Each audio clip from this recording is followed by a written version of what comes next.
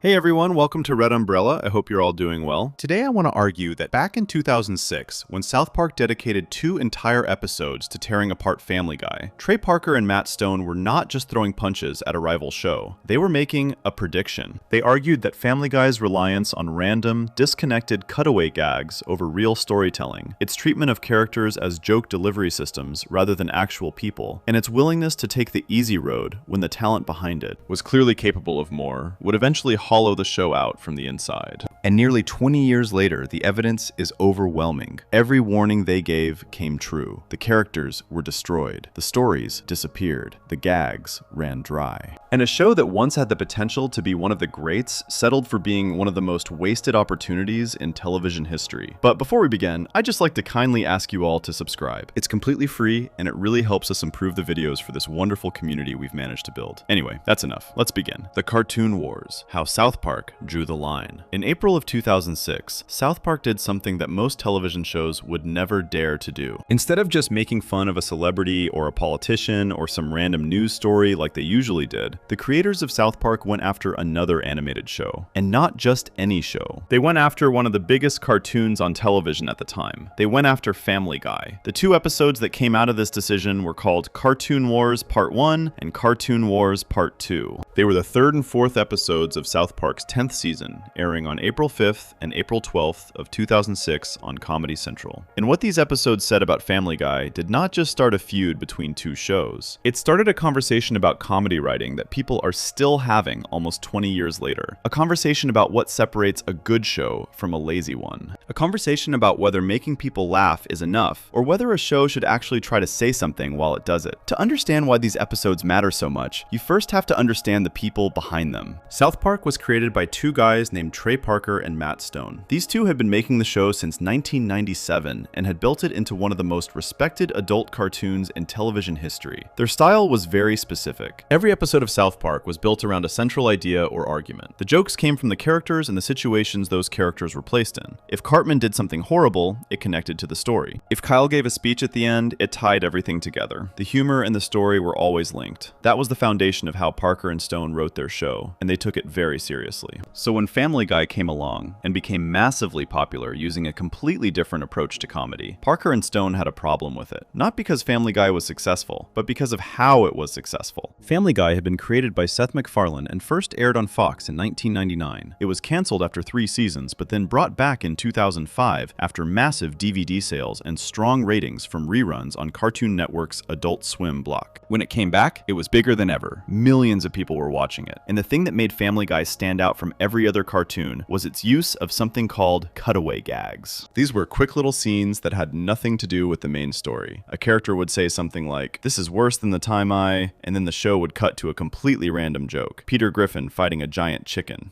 A celebrity doing something silly. A random scene from the 1980s being recreated for no reason. These cutaways were everywhere in Family Guy, sometimes taking up huge chunks of an episode, and people loved them. They were short, they were random, and they were easy to share and quote. But Parker and Stone looked at this formula and saw something very different from what the fans saw. They saw a show that had given up on storytelling. This is where the Cartoon Wars episodes come in. In the first part, the town of South Park goes into a panic because they find out that Family Guy is about to air an episode that shows a character that certain religious groups would find offensive. Everyone in town is terrified that there will be some kind of violent response. They hide in the community center. They hold town meetings. The adults decide to literally bury their heads in the sand to prove they were not watching the episode. It was a whole big commentary on fear and censorship, which was inspired by real events that were happening in the world at that time, involving a Danish newspaper that had published certain controversial cartoons. But underneath all of that, the real target of the episode was Family Guy itself. The way South Park chose to attack Family Guy was through the conflict between 2 of its main characters, Cartman and Kyle. In the episode, Cartman claims he wants the Family Guy episode pulled off the air because it could offend people and put lives at risk. But as the story goes on, Kyle figures out that Cartman does not actually care about any of that. Cartman just hates Family Guy. He hates it so much that he is willing to use the whole controversy as an excuse to try to get the entire show canceled. And the brilliant thing about how Parker and Stone set this up is that Cartman, who is usually the villain of South Park, is the one making the argument against Family Guy. They put their own opinion into the mouth of their worst character. That was their way of being honest about it. They were saying, yes, we do hate this show, and we know that makes us look like the bad guy in this situation, but we still think we are right. Kyle, on the other hand, ends up defending Family Guy. Not because he thinks it is great writing, not because he thinks the jokes are clever, but because he believes in the principle that a show should be allowed to make fun of whatever it wants without being shut down. Kyle's argument is about free speech, not about quality. And that is an important detail, because it means South Park was not saying Family Guy should be taken off the air. They were saying it should be allowed to exist, while also saying that it is not good. Those are two very different things, and Parker and Stone were careful to make that distinction. The most famous moment from these episodes comes in part 2, when the secret behind Family Guy's writing process is finally revealed. Cartman makes it all the way to the Fox network headquarters in Hollywood to try to get the show canceled. And when he gets there, he discovers how Family Guy is actually written. The show reveals that the writers of Family Guy are not people at all. They are a tank full of manatees. These manatees swim around in a giant pool filled with balls, and each ball has a random word or idea written on it. The manatees push the balls together, and whatever combination they come up with becomes a joke for the show. One ball says laundry, another says date, another says winning, another says Mexico, another says Gary Coleman. The manatees push them together, and that becomes a cutaway gag. The whole thing is random. There is no thought behind it. There is no story being told. There is no character development happening. The manatees just push balls around, and whatever comes out is what goes on television. This was South Park's way of saying that Family Guy's jokes are completely disconnected from anything meaningful. They are random combinations of references and situations that have no relationship to the characters or the plot. You could take any cutaway from any episode of Family Guy and drop it into a completely different episode, and it would make just as much sense. Or just as little sense. The jokes are not built on anything. They do not come from who the characters are or what they are going through. They are just random. And Parker and Stone were arguing that random is not the same thing as clever. Now here's the thing that makes this whole situation so interesting. After the Cartoon Wars episodes aired, the response from the rest of the animation world was not what most people expected. Parker and Stone later revealed that they were contacted by the writing staffs of 2 other major animated shows. The first was The Simpsons.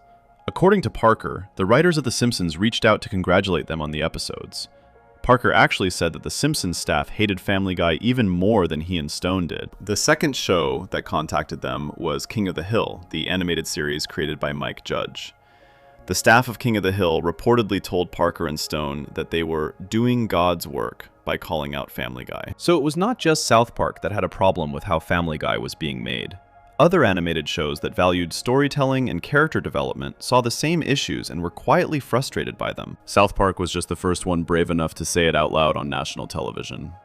And then there was Seth MacFarlane's response. The creator of Family Guy was asked about the Cartoon Wars episodes in multiple interviews over the years. In a 2012 interview with Rolling Stone, MacFarlane said that he thought the South Park episodes making fun of Family Guy were funny and accurate.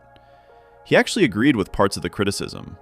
But he also said he was confused by the personal attacks that Parker and Stone made about him and his show in press appearances outside of South Park. He felt like there was a difference between satirizing a show in an episode, which he found funny, and going after it in interviews, which he found unnecessarily mean. MacFarlane also addressed the criticism during a speech at Harvard University in 2006, where he responded to Parker and Stone's comments while speaking in character as Stewie Griffin.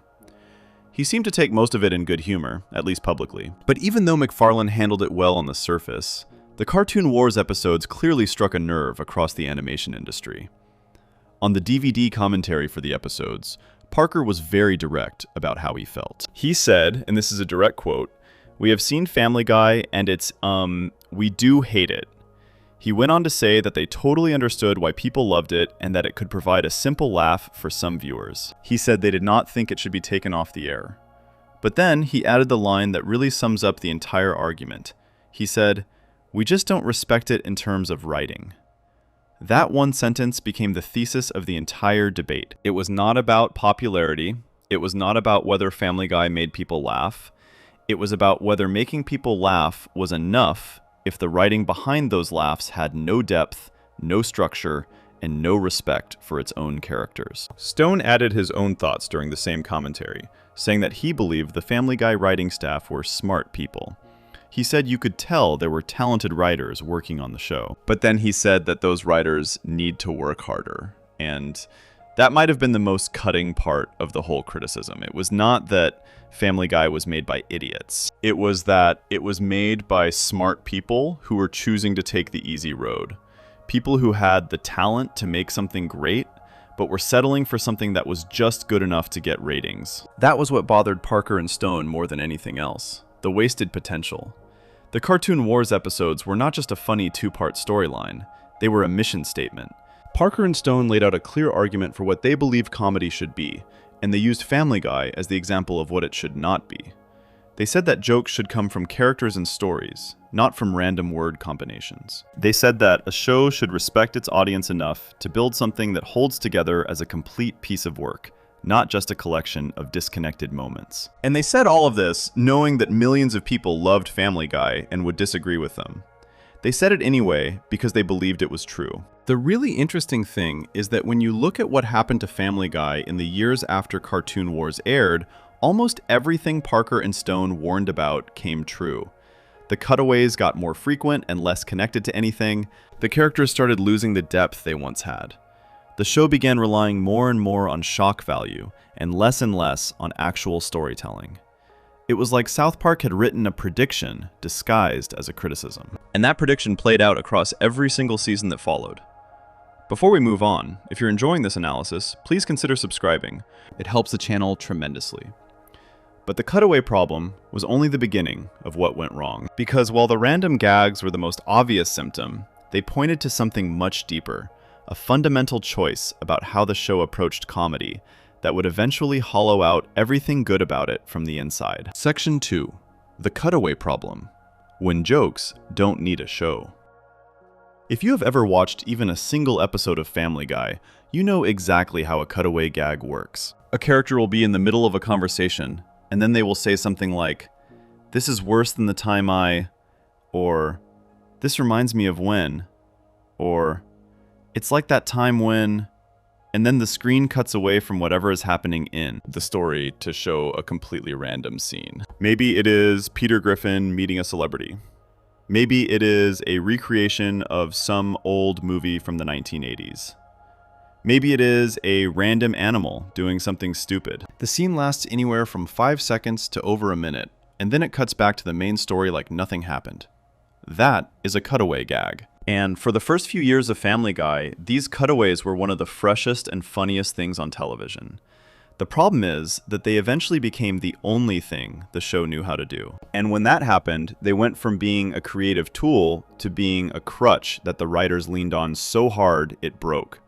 To really understand how the cutaway problem developed, you need to look at how Family Guy started versus what it turned into. When the show first premiered on Fox in January of 1999, it was actually a very different kind of comedy than what most people think of when they hear the name Family Guy today. The first 3 seasons, which ran from 1999 to 2002 before the show was canceled, had a much more traditional sitcom structure.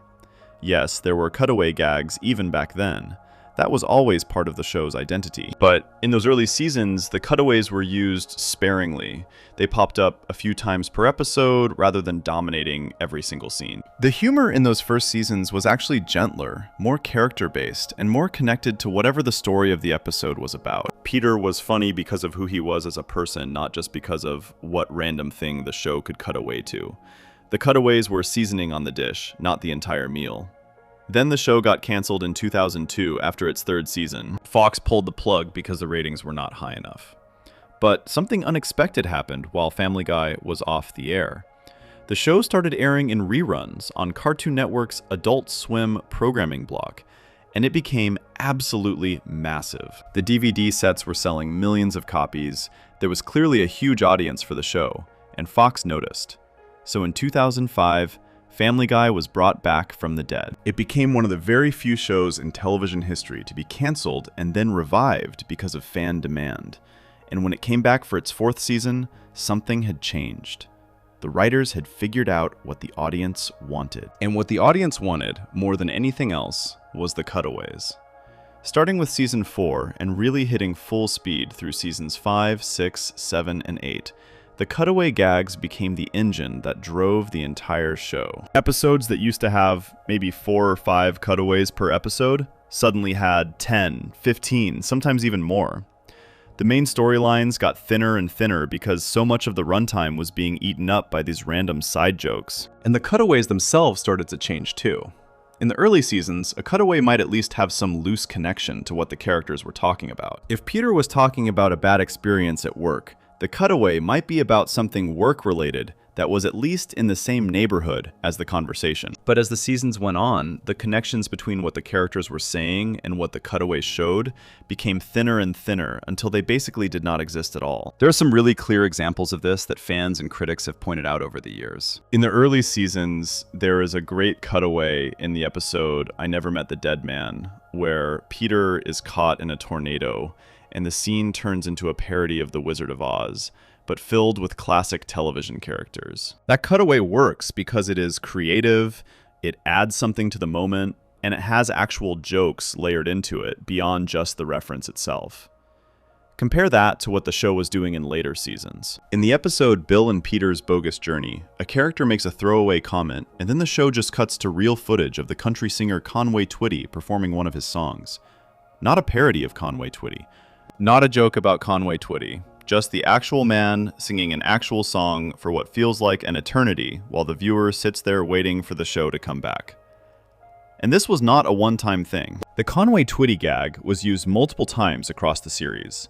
The show would just stop telling its story, play minutes of a real music performance, and then carry on like that was acceptable television writing. The Conway Twitty cutaways became one of the most talked about examples of what critics saw as pure laziness in the writing. When you play 2 or 3 minutes of someone else's concert footage in the middle of your animated comedy, you are not writing a joke. You are filling time. You are using someone else's content to cover for the fact that you did not have enough of your own material to fill a 22-minute episode. And fans noticed. Even people who loved Family Guy started calling out the Conway Twitty gags as some of the laziest moments in the history of the show. It was not clever. It was not subversive. It was the show openly admitting that it had run out of things to say and was hoping the audience would not care. But the Conway Twitty problem was just the most extreme version of a much bigger issue. As the show went on, more and more cutaways started to feel like they existed for no reason other than to reference something from pop culture. A character would mention a celebrity, or a movie, or a television show from 30 years ago, and then the cutaway would just recreate that thing. Sometimes there would be a joke attached to the reference, but a lot of the time the reference was the joke. The show would cut to a recreation of the opening credits of some old show from the 1970s, and just play it straight, without adding any twist or commentary. It was as if the writers believed that simply reminding the audience that an old show existed was funny enough on its own. Critics who analyzed this pattern pointed out that this kind of comedy does not hold up over time. 20 years from now, nobody watching reruns of Family Guy is going to understand or care about a reference to a television show that aired 50 years before they were born. The humor has no shelf life because it is built on nothing but recognition. If you do not recognize the thing being referenced, the joke completely falls apart. This is where the criticism becomes really important for understanding what South Park was saying. The whole point of the manatee metaphor in Cartoon Wars was that Family Guy's jokes are interchangeable. And when you look at how cutaways actually work in the show, that criticism holds up perfectly. Think about it this way. If a cutaway gag has nothing to do with the story of the episode, and nothing to do with the characters who are in the scene, then that cutaway could be placed in literally any other episode, and it would work exactly the same. You could take a cutaway from Season 5 and drop it into Season 12, and nobody would know the difference. You could swap cutaways between 2 completely different episodes, and both episodes would still make the same amount of sense. That is not storytelling. That is a collection of random sketches loosely held together by a thin plot that exists only to give the characters something to do between cutaways. Forum discussions among fans have pointed this out repeatedly over the years. One particularly sharp observation that kept coming up was that the writers seemed to create the cutaway gags first and then build the episode around them afterward. The random pop culture gags come first, and then a plot is attached to them as an afterthought. This is the exact opposite of how most comedy shows work. On a show like South Park or The Simpsons at its peak, the writers start with a story they want to tell, and then they find the jokes that fit inside that story. The story is the foundation, and the jokes are the decorations you put on top. Family Guy flipped that completely. The jokes are the foundation, and the story is whatever thin excuse they need to string those jokes together. The show itself seemed to become aware of this criticism as the years went on, but instead of fixing the problem, it tried to turn it into a feature. In a later season episode called Cutaway Land, the show made the cutaway format the actual premise of the episode. Peter and Lois discover an ability to travel between cutaways, using them as portals to get away from their kids. On paper, this sounds like it could have been a clever, self-aware take on the show's biggest trademark. But in practice, the episode ended up recycling cutaways from earlier seasons, showing scenes that fans had already seen before. And then, to make matters worse, the whole thing turned out to be a dream at the end. Critics and fans who watched it felt like the episode was supposed to be a smart commentary on the show's own format, but it instead came across as the ultimate example of what was wrong. The show could not even do an episode about cutaways without relying on old cutaways to fill the time. There is also the problem of cutaways that are not just random, but painfully drawn out. Family Guy developed a habit over the years of taking a small joke and stretching it way past the point where anyone could find it funny. Peter hurting his knee and going, while grabbing his leg for 30 seconds straight. Peter getting into an extended fight with a giant chicken that goes on for 5 or 6 minutes with no dialogue and no point beyond the physical comedy. A character singing a song or performing some bit that goes on for so long that it stops being a joke and starts feeling like the show is daring you to change the channel. These drawn-out gags became another form of filler, eating up precious minutes of the episode that could have been spent on actual story or character development. And that is the key word: development. When a show spends half its runtime on cutaway gags that have nothing to do with the plot, there is no time left to develop anything. The characters cannot grow because there are not enough minutes in the episode to let them grow. The story cannot build because it keeps getting interrupted every 30 seconds by a random joke about Ronald Reagan or a cereal commercial from 1983. The emotional moments cannot land because the audience has been trained to expect a punchline instead of a payoff. Everything that makes a television show feel like it matters, everything that makes you care about the people on screen, gets pushed aside to make room for one more cutaway. And over time, that choice has consequences. The characters stop feeling like real people and start feeling like joke delivery systems. The stories stop mattering because you know they are just going to get interrupted anyway. The whole show starts to feel hollow. This is exactly what the writers of other animated shows saw happening, and it is exactly why they were so grateful when South Park called it out. When the staff of The Simpsons and King of the Hill reached out to Parker and Stone after Cartoon Wars aired, they were not just congratulating them on a funny episode. They were thanking them for saying something that the whole animation community had been thinking, but nobody had been willing to say publicly. Family Guy was getting the same ratings and the same cultural attention as shows that were putting in 10 times the effort on their writing. And that felt deeply unfair to the people who were actually doing the harder work of building stories and developing characters. Now, to be completely fair, the cutaway format is not automatically bad. In Family Guy's golden period, roughly seasons 4 through 8, the cutaways were at their sharpest. Classic moments like Peter narrating his own life, Cookie Monster going to rehab, and the various clever celebrity parodies have genuinely earned their place in comedy history. Those cutaways were creative, surprising, and actually funny in ways that went beyond simple reference humor. Millions of people love those moments. And those moments are a big part of why Family Guy became as culturally important as it did. Nobody, not even Parker and Stone, ever denied that Family Guy could be funny. The issue was never whether individual jokes could make people laugh. The issue was whether a show built entirely on disconnected jokes could sustain itself over time without eventually collapsing under the weight of its own emptiness. The answer, as the years would prove, was no. Because the cutaways were a symptom of something deeper. They were a signal that the show valued the quick laugh over everything else, over character, over story, over meaning. And when you build a show on that philosophy, the audience might not notice the cracks at first. But over 10 seasons, 15 seasons, 20 seasons, those cracks become impossible to ignore. The foundation was never there to begin with. Before we move on, if you're enjoying this analysis, please consider subscribing. It helps the channel tremendously. But South Park did not just criticize the cutaway format in the abstract. They crystallized the entire argument into a single image that became the most memorable piece of television criticism ever created. A tank full of manatees pushing random balls around. And the scary part is how accurate that metaphor turned out to be. Section 3. The manatee tank was a metaphor, but it became reality. There are certain moments in television that stick with people forever, not because they were the funniest or the most dramatic, but because they said something so perfectly that no one could ever unsay it. The manatee scene from South Park's Cartoon Wars Part 2 is one of those moments. When Cartman finally reaches the Fox network headquarters in Hollywood and demands to know who writes Family Guy, the president of Fox takes him to a secret room. And inside that room is a massive tank filled with water. Swimming around in that tank are manatees. Real, actual manatees. And scattered across the bottom of the tank are hundreds of small balls, and each ball has a single word or phrase written on it. The manatees swim around, bump into the balls, and push random ones together. Whatever combination the balls land in becomes the next cutaway gag for Family Guy. One ball says laundry, another says date, another says winning, another says Mexico, another says Gary Coleman. The manatees shove them together, the combination gets fed into a machine, and out comes a script. That is how Family Guy is written, according to South Park. Not by people with ideas and stories to tell, by animals randomly pushing objects around with no understanding of what they are creating.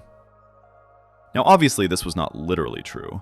Family Guy is written by a room full of real human beings who went to college and studied writing and worked their way up through the entertainment industry. Seth MacFarlane himself is a graduate of the Rhode Island School of Design and was personally mentored by animators and writers who had worked on classic shows.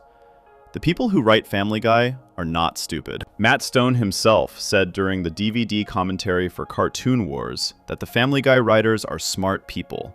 He could tell there was real talent behind the show. And that actually made the manatee metaphor hit even harder. Because the point was never that the writers of Family Guy were incapable of doing good work. The point was that they had chosen not to. They had the brains and the skills to build something with real depth, but instead they were content to just push random balls around and see what stuck. The manatees were not a comment on the writer's intelligence. They were a comment on their effort. And here is the thing that makes this metaphor so devastating almost 20 years after it first aired. It was not just a funny joke.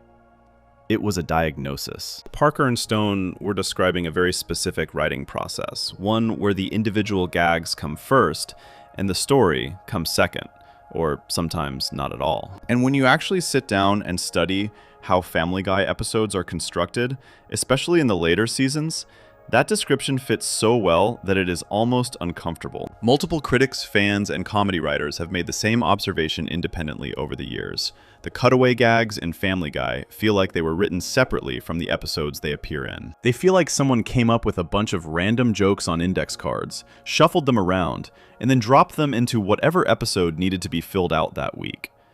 The gags do not grow out of the story. They do not grow out of the characters. They just appear, do their thing, and disappear. One of the most detailed breakdowns of this pattern came from a long-running discussion on an animation forum, where fans went through specific episodes and tracked how the cutaways connected to the actual plot. What they found was exactly what you would expect if the manatee metaphor were true.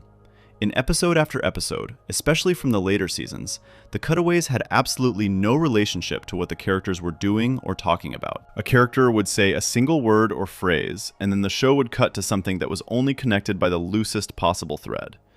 Sometimes the connection was just a single word. A character would say the word embarrassing, and the cutaway would be about something embarrassing, but it would have nothing to do with the character who said it, the situation they were in, or the story of the episode. The word was just a trigger to launch the next random gag. And that is exactly what the manatee balls were. Random triggers that get pushed together to create something that looks like a joke, but has no roots in anything. The proof that this criticism was accurate did not just come from fans and critics analyzing episodes. It came from the Family Guy writers themselves. After the Cartoon Wars episodes aired, the writing staff of Family Guy started using the term manatee jokes in their own DVD commentaries. They adopted the label. When they would record commentary tracks for episodes, and a particularly random cutaway came up, they would laugh and call it a manatee joke. On one hand, this showed that they had a good sense of humor about the whole thing. They were not so offended by South Park's criticism that they could not laugh at themselves.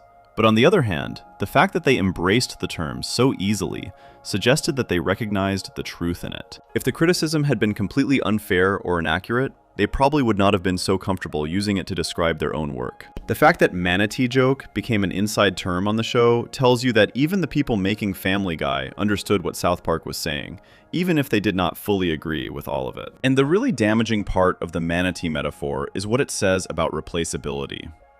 If a joke is born out of a specific character in a specific situation dealing with a specific problem, then that joke belongs to that moment. It cannot exist anywhere else. It only works because of the context around it. Think about some of the most famous jokes in television history, from shows like Seinfeld or The Office, or even The Simpsons at its best. Those jokes land because of who is saying them, why they are saying them, and what is happening in the story at that exact moment. You could not take a joke from one episode of Seinfeld and drop it into a completely different episode and have it work the same way. The joke is married to its context. That is what makes it feel real and earned and memorable in a way that goes beyond just the laugh. Family Guy's cutaways work the opposite way. Because they have no connection to the story or the characters, they are completely portable. You could take a cutaway from a season 6 episode and move it to a season 14 episode, and it would fit just as well. Or just as poorly, depending on how you look at it. You could rearrange the cutaways within a single episode, putting the first one last and the last one first, and the episode would make the same amount of sense. Nothing would be lost, because there was nothing to lose. The cutaways are not anchored to anything. They float around freely like balls in a manatee tank, waiting to be pushed into whatever slot needs filling. This replaceability is not just a theoretical problem. It has real consequences for how the show feels over time. When jokes are interchangeable, the show starts to feel interchangeable too. Individual episodes stop having their own identity. You watch an episode of Family Guy from season 10 and then watch one from season 16, and aside from maybe a few plot details, they feel almost identical. The same random cutaways, the same thin storylines, the same characters saying the same kinds of things to set up the same kinds of gags. There is no sense of growth or change or evolution. The show is just running the same program over and over again with slightly different inputs. And that is exactly what a manatee tank would produce. The manatees do not learn. They do not get better at pushing balls. They do not develop preferences or try new strategies. They just keep swimming and pushing, and whatever comes out, comes out. Compare this to how South Park operates. Every episode of South Park is built from scratch around a specific idea. When Parker and Stone made an episode about the 2008 election, every joke in that episode was tied to the election. When they made an episode about social media addiction, every joke grew out of that theme.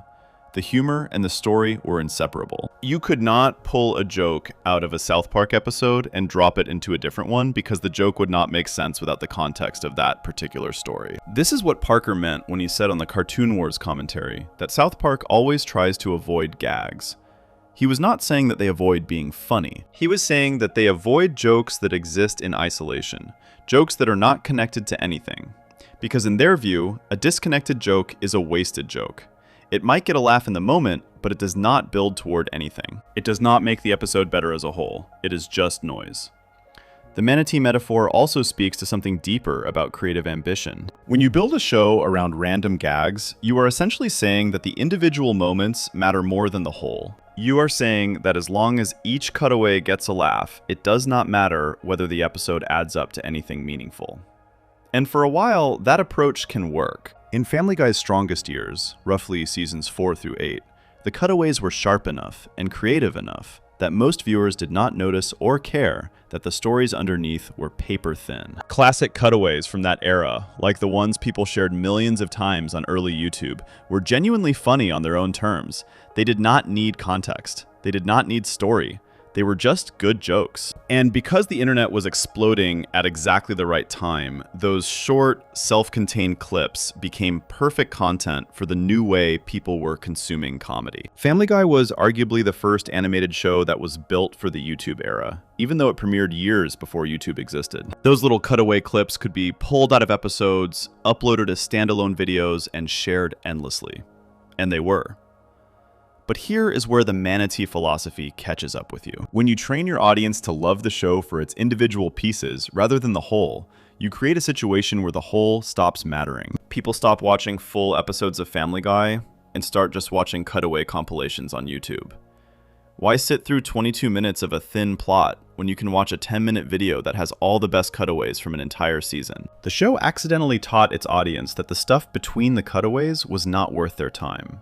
And once the audience learns that lesson, it is very hard to undo. The show cannot suddenly pivot to being a story-driven character comedy because the people watching it have been trained to skip past all of that. They are there for the balls in the tank. Not the water, not the tank itself. Just the balls. This is also why Family Guy's comedy aged so differently from shows that were built on stronger foundations.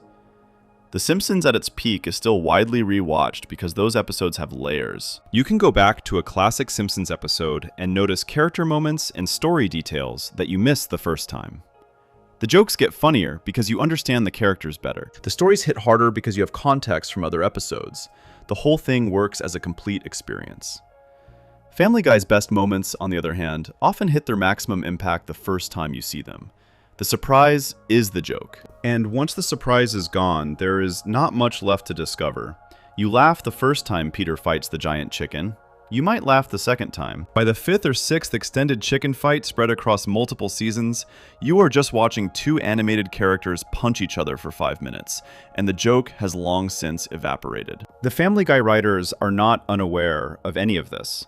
That is what makes the whole situation so frustrating for the people who see the wasted potential. Stone said during the Cartoon Wars commentary that the Family Guy staff needs to work harder, and multiple critics and animation professionals have echoed that exact sentiment over the years.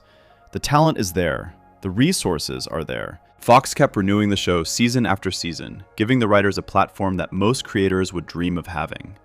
But instead of using that platform to push themselves and grow as storytellers, the approach stayed the same. More cutaways. More random gags. More balls in the tank. The manatees kept swimming, and the show kept producing content that was funny in isolated moments, but hollow as a complete experience. Parker and Stone created the manatee metaphor as a piece of satire. It was supposed to be an exaggeration, a cartoon version of a real criticism. But the years since Cartoon Wars have turned it into something closer to a documentary. Not because the writers of Family Guy are actually random animals, but because the creative process the metaphor describes, one where individual gags are generated in isolation and then assembled into episodes with minimal concern for story or character, became more and more visibly true as the show went on. The manatees were a warning, and the show proved the warning right. Before we move on, if you're enjoying this analysis, please consider subscribing. It helps the channel tremendously. But random gags and interchangeable jokes are only part of the story. Because for a show to truly fall apart, it does not just need weak writing. It needs weak characters. And nobody on Family Guy fell further or harder than the man whose name was literally in the title, Peter Griffin. Section 4, Peter Griffin, from lovable idiot to irredeemable sociopath. Every great television show needs a great main character. It does not matter how good the writing is or how funny the jokes are. If the person at the center of the story is someone the audience cannot connect with, the whole thing falls apart. And for the first few years of Family Guy, Peter Griffin was a genuinely great main character. He was not complicated, he was not deep, but he was likable. He was the kind of guy you could imagine living next door to. A big, loud, not very smart father who loved beer and his friends, and, most importantly, his family. He made dumb decisions. He got into trouble. He embarrassed his wife and confused his kids. But at the end of every episode, you understood that Peter Griffin meant well. He was not trying to hurt anyone. He was just too stupid to realize when he was making things worse. And that gap between his intentions and his actions was where the comedy lived. It was funny because you could see his heart, even when his brain was completely failing him. That was the Peter Griffin that millions of people fell in love with. And that Peter Griffin is dead. The show killed him slowly, season by season, until the man standing in his place was someone that the original version of the character would not even recognize. In the first 3 seasons of Family Guy, the ones that aired between 1999 and 2002, before the show was canceled, Peter was a fairly standard sitcom dad. He was clearly inspired by characters like Homer Simpson from The Simpsons and Ralph Cramden from The Honeymooners. He was overweight, he worked a blue-collar job, he spent too much time at the bar with his friends, and he was not the sharpest tool in the shed. But he had a warmth to him that made all of his flaws forgivable. When Peter did something stupid in those early seasons, it usually came from a place of ignorance rather than cruelty. He did not understand things. He misread situations. He got carried away with bad ideas because he genuinely thought they were good ideas. And when things went wrong, which they always did, Peter usually learned something by the end of the episode. He would realize he had messed up, apologize to his family, and try to do better. Those moments of realization were small, but they mattered. They told the audience that underneath all the stupidity, Peter cared about being a good husband and father. He was just really, really bad at it. This version of Peter was also noticeably different in how he treated his children. In those first 3 seasons, Peter never abused Meg. He was not cruel to her. He was not even particularly mean to her. She was his daughter, and while he was not going to win any parenting awards, he treated her the way a clueless but well-meaning father would treat a teenage girl he did not fully understand. He also had a genuine relationship with Chris. And even with baby Stewie, although Stewie was mostly off doing his own thing with his world domination plots in those early days. The family felt like a family. They were dysfunctional and ridiculous, but there was a foundation of love holding them together. And that foundation is what made the comedy work. You could laugh at Peter's stupidity because you knew he was not actually a bad person. The humor came from the contrast between how much he cared and how badly he expressed it. Then the show came back in 2005, and things started to change. Not immediately. Season 4 still had plenty of the old Peter in it, but this was also the season where something very specific happened that would set the course for Peter's character for the next 15 years. The episode was called Model Misbehavior, and it was the 10th episode of Season 4. In this episode, the pattern of Peter being specifically cruel to Meg started to take shape in a way that had not existed before. Before this episode, the jokes about Meg were mostly about her being boring or uncool compared to the rest of the family. After this episode, the joke started to shift toward Peter actively mistreating her. It was a small change at first, but it was the crack in the dam that would eventually flood everything. Through seasons 4, 5, 6, and 7, Peter existed in a kind of middle ground. There were still episodes where you could see the old Peter, the one who loved his family and felt bad when he hurt them. But there were also more and more episodes where Peter did things that were hard to forgive. He was getting meaner. His stupidity was less innocent and more reckless. He was causing real harm to the people around him, and the show was not always bothering to have him learn from it anymore. The lessons at the end of episodes started disappearing. Peter would do something terrible, and the episode would just end without him ever acknowledging what he had done. The show was slowly stripping away the part of Peter that made him worth rooting for, and replacing it with a version of the character who existed purely to create chaos. By season 8, the transformation was complete. This is the point where fans, critics, and even casual viewers started to notice that something was seriously wrong with Peter Griffin. He was no longer a lovable idiot. He was something much darker. The word that people use most often to describe what happened to Peter is Flanderization, which is a term that comes from Ned Flanders on The Simpsons. It describes what happens when a character who used to have multiple personality traits gets reduced to just one trait, and that one trait gets exaggerated to an extreme degree. In Peter's case, his stupidity and his selfishness, which used to be balanced by his good heart, became his entire personality. The good heart was gone. All that was left was the stupidity and the cruelty, cranked up to levels that made him almost unwatchable. The examples from season 8 onward are endless and genuinely disturbing when you list them out. In the episode Fresh Air, Peter contemplates marrying his own teenage son Chris in order to get an inheritance from his father-in-law Carter. The show frames this as comedy, but the premise is that a father is willing to enter into an illegal and morally horrifying relationship with his own child for money. In Peter Problems, Peter finds a beached whale and, rather than helping it or calling someone, he drives a forklift into the whale and disembowels it on screen. The scene is graphic and prolonged and serves no story purpose other than shock value. In Lottery Fever, Peter wins the lottery and immediately becomes so selfish and horrible that he destroys his relationships with his friends and family, buying them expensive gifts only to hold it over their heads and treat them like servants. In none of these episodes does Peter face any real consequences or show any real remorse. The old Peter, the one from seasons 1 through 3, would have been horrified by his own behavior. The new Peter does not even seem to notice. The abuse of Meg became especially extreme as Peter's character deteriorated. What started as the occasional mean comment in season 4 evolved into something that a lot of fans stopped finding funny a long time ago. Peter regularly farts in Meg's face. He has physically assaulted her on multiple occasions. He has openly told her that he wishes she had never been born. He has tried to sell her. He once asked God to remove her from existence entirely. In one episode, he tells Meg to use a real noose when she asks about one of his tricks, which amounts to telling his own daughter to hang herself. In another episode, when characters are trapped in a dangerous situation, Peter openly wishes that Meg had died instead of someone else. These are not jokes that come from a character who loves his family but expresses it badly. These are the actions of someone who genuinely does not care about another human being, and the show presents all of it as comedy. What makes this even more frustrating is that Peter's intelligence dropped along with his morality. In the early seasons, Peter was dumb, but he was the kind of dumb where you could believe a real person might think and act that way. He was the guy who did not read the instructions before assembling furniture, the guy who believed something he saw on television without questioning it. That kind of everyday stupidity that most people can relate to on some level. By the later seasons, Peter's intelligence had dropped to a level that was not just unrealistic, but physically impossible.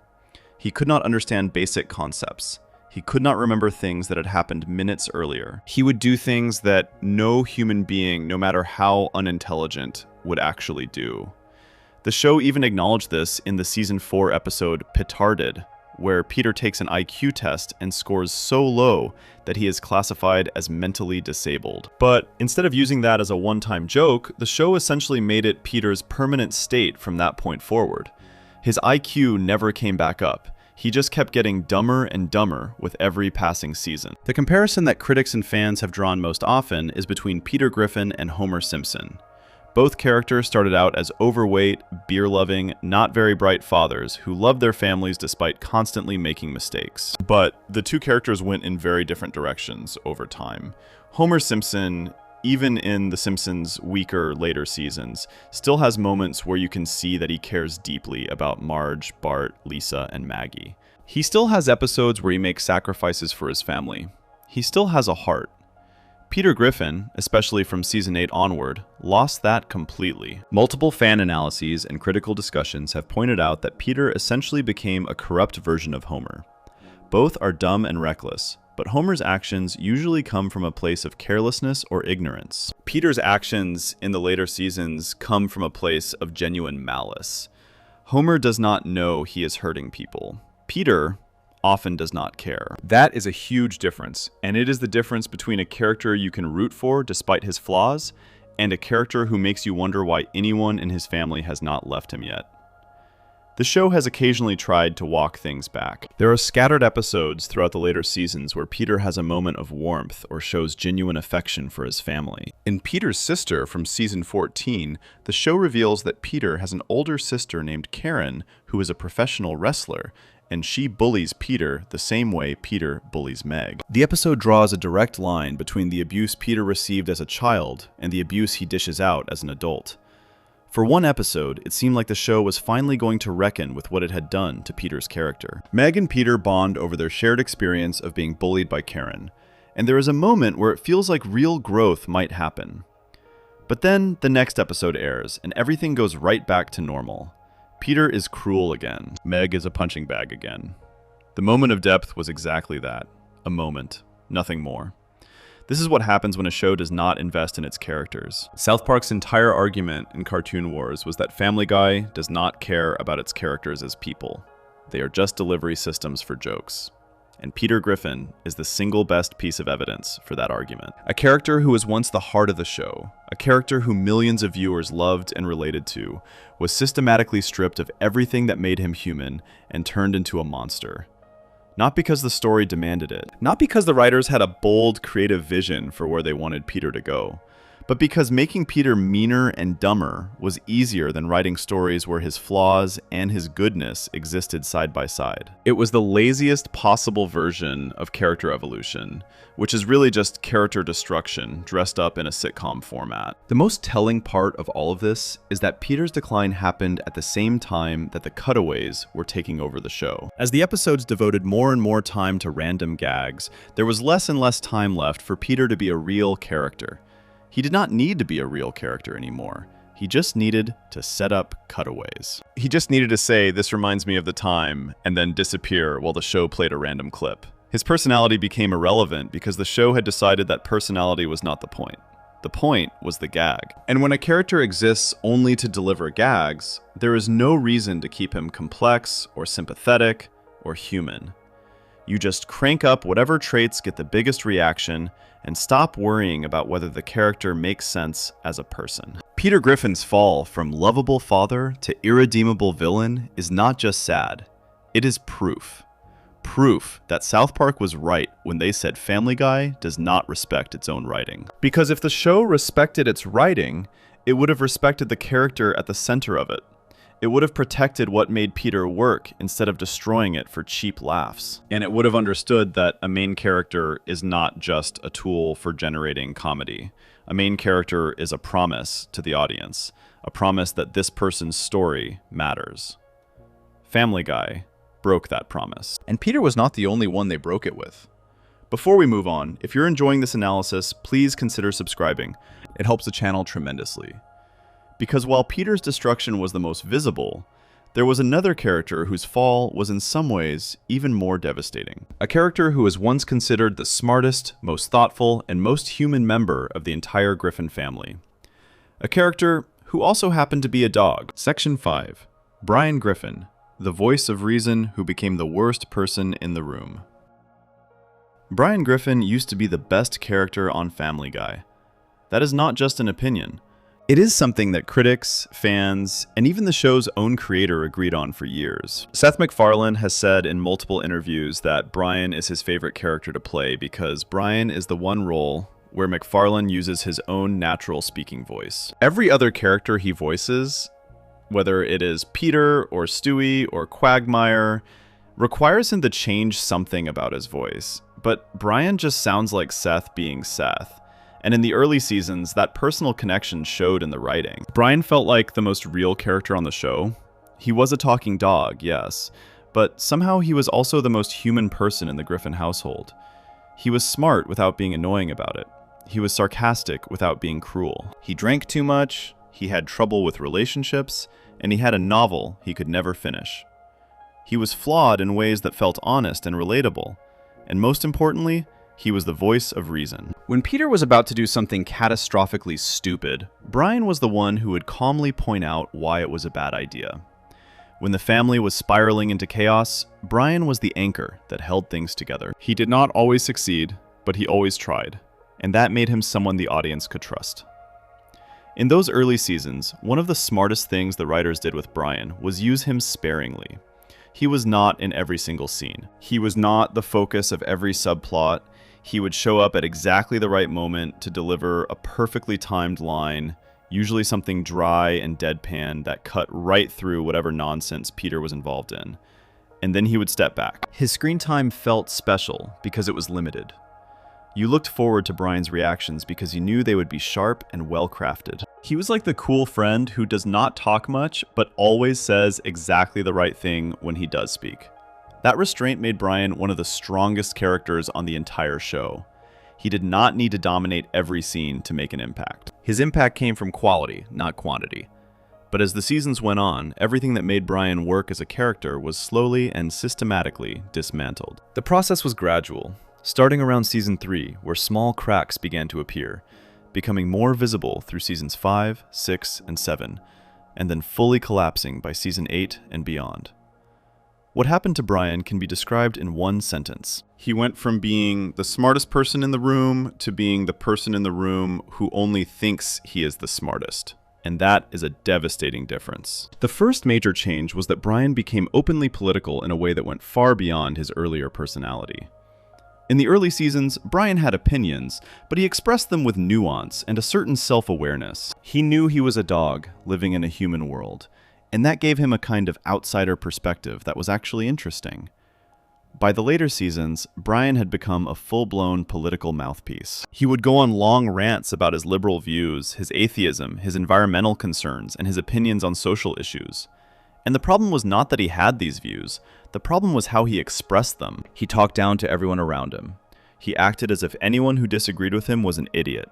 He lectured people constantly and then got furious when they did not immediately agree with him. Multiple critics noted that Brian had essentially become a soapbox for Seth MacFarlane's own personal political views, and the character suffered enormously because of it. The TV Tropes page for Brian specifically states that the writers seemed to realize Brian had turned into a soapbox for their and MacFarlane's political views, and that starting around season 8, they began presenting him in a deliberately more negative light as a result.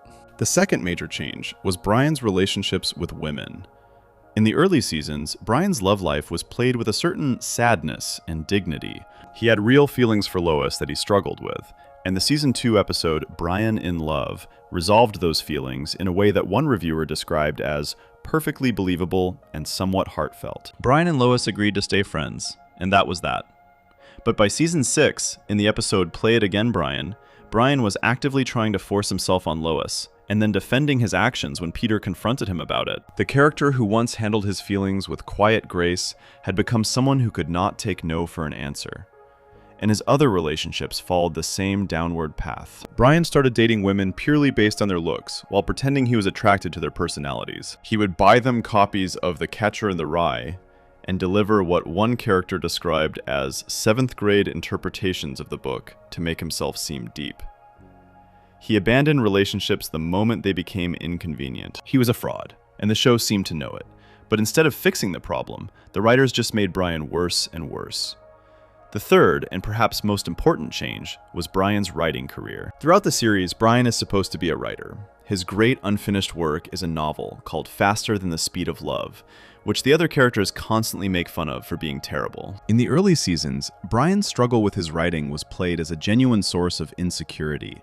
He wanted to be taken seriously as an artist, and his inability to finish or publish anything meaningful ate at him. It was relatable. A lot of people know what it feels like to want to create something great and fall short.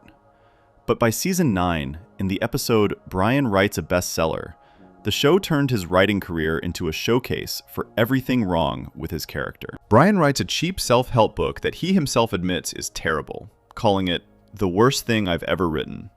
But when the book becomes a surprise hit, Brian immediately starts acting like he is a literary genius. He goes on talk shows. He becomes arrogant and insufferable. He treats everyone around him, including Stewie, like they are beneath him.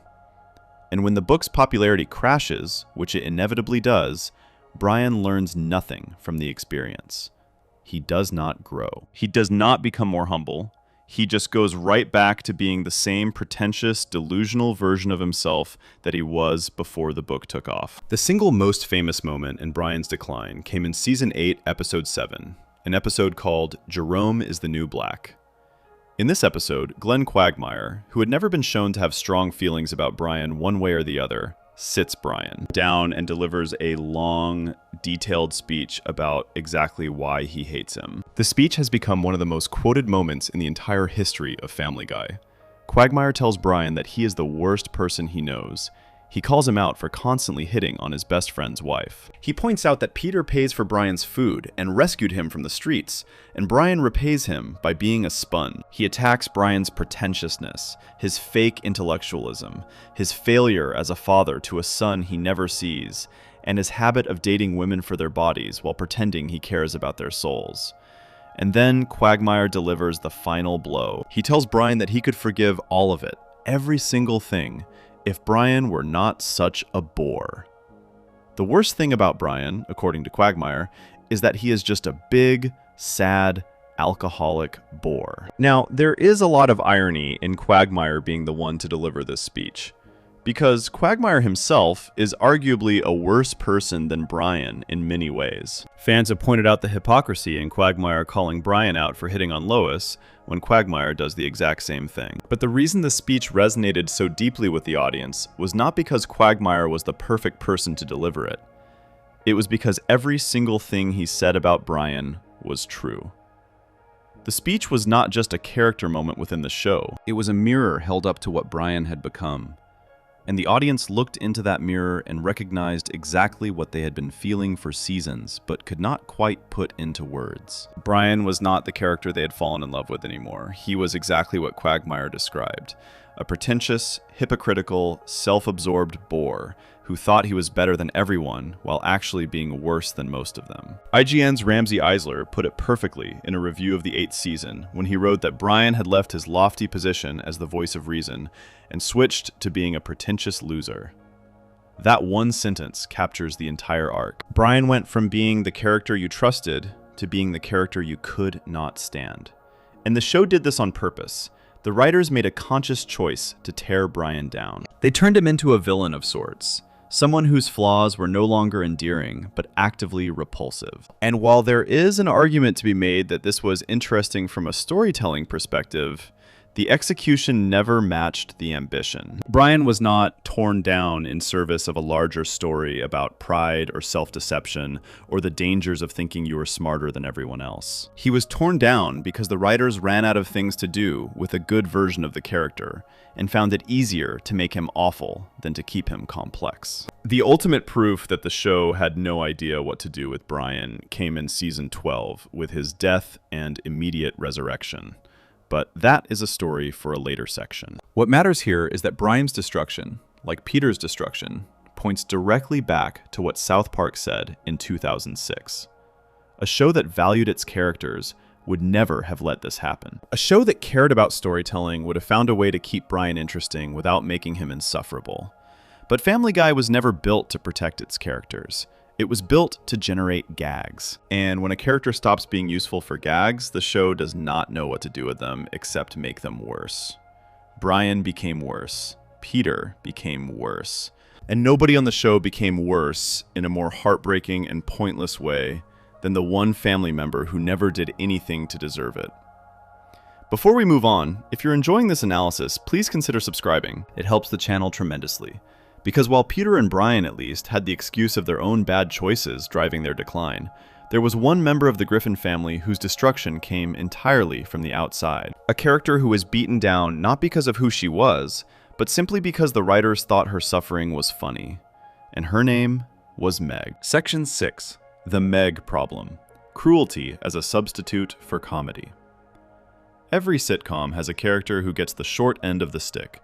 It is a tradition that goes back decades. There is always someone in the cast who exists to be the butt of the jokes, the one who gets embarrassed, the one whose plans always fall apart. When it is done well, this kind of character can actually be one of the most beloved people on the show because the audience feels for them. They root for the underdog.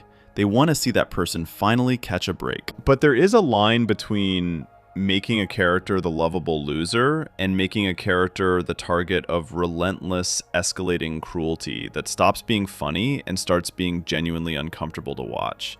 Family Guy did not just cross that line with Meg Griffin. It erased the line completely, kept going, and never looked back.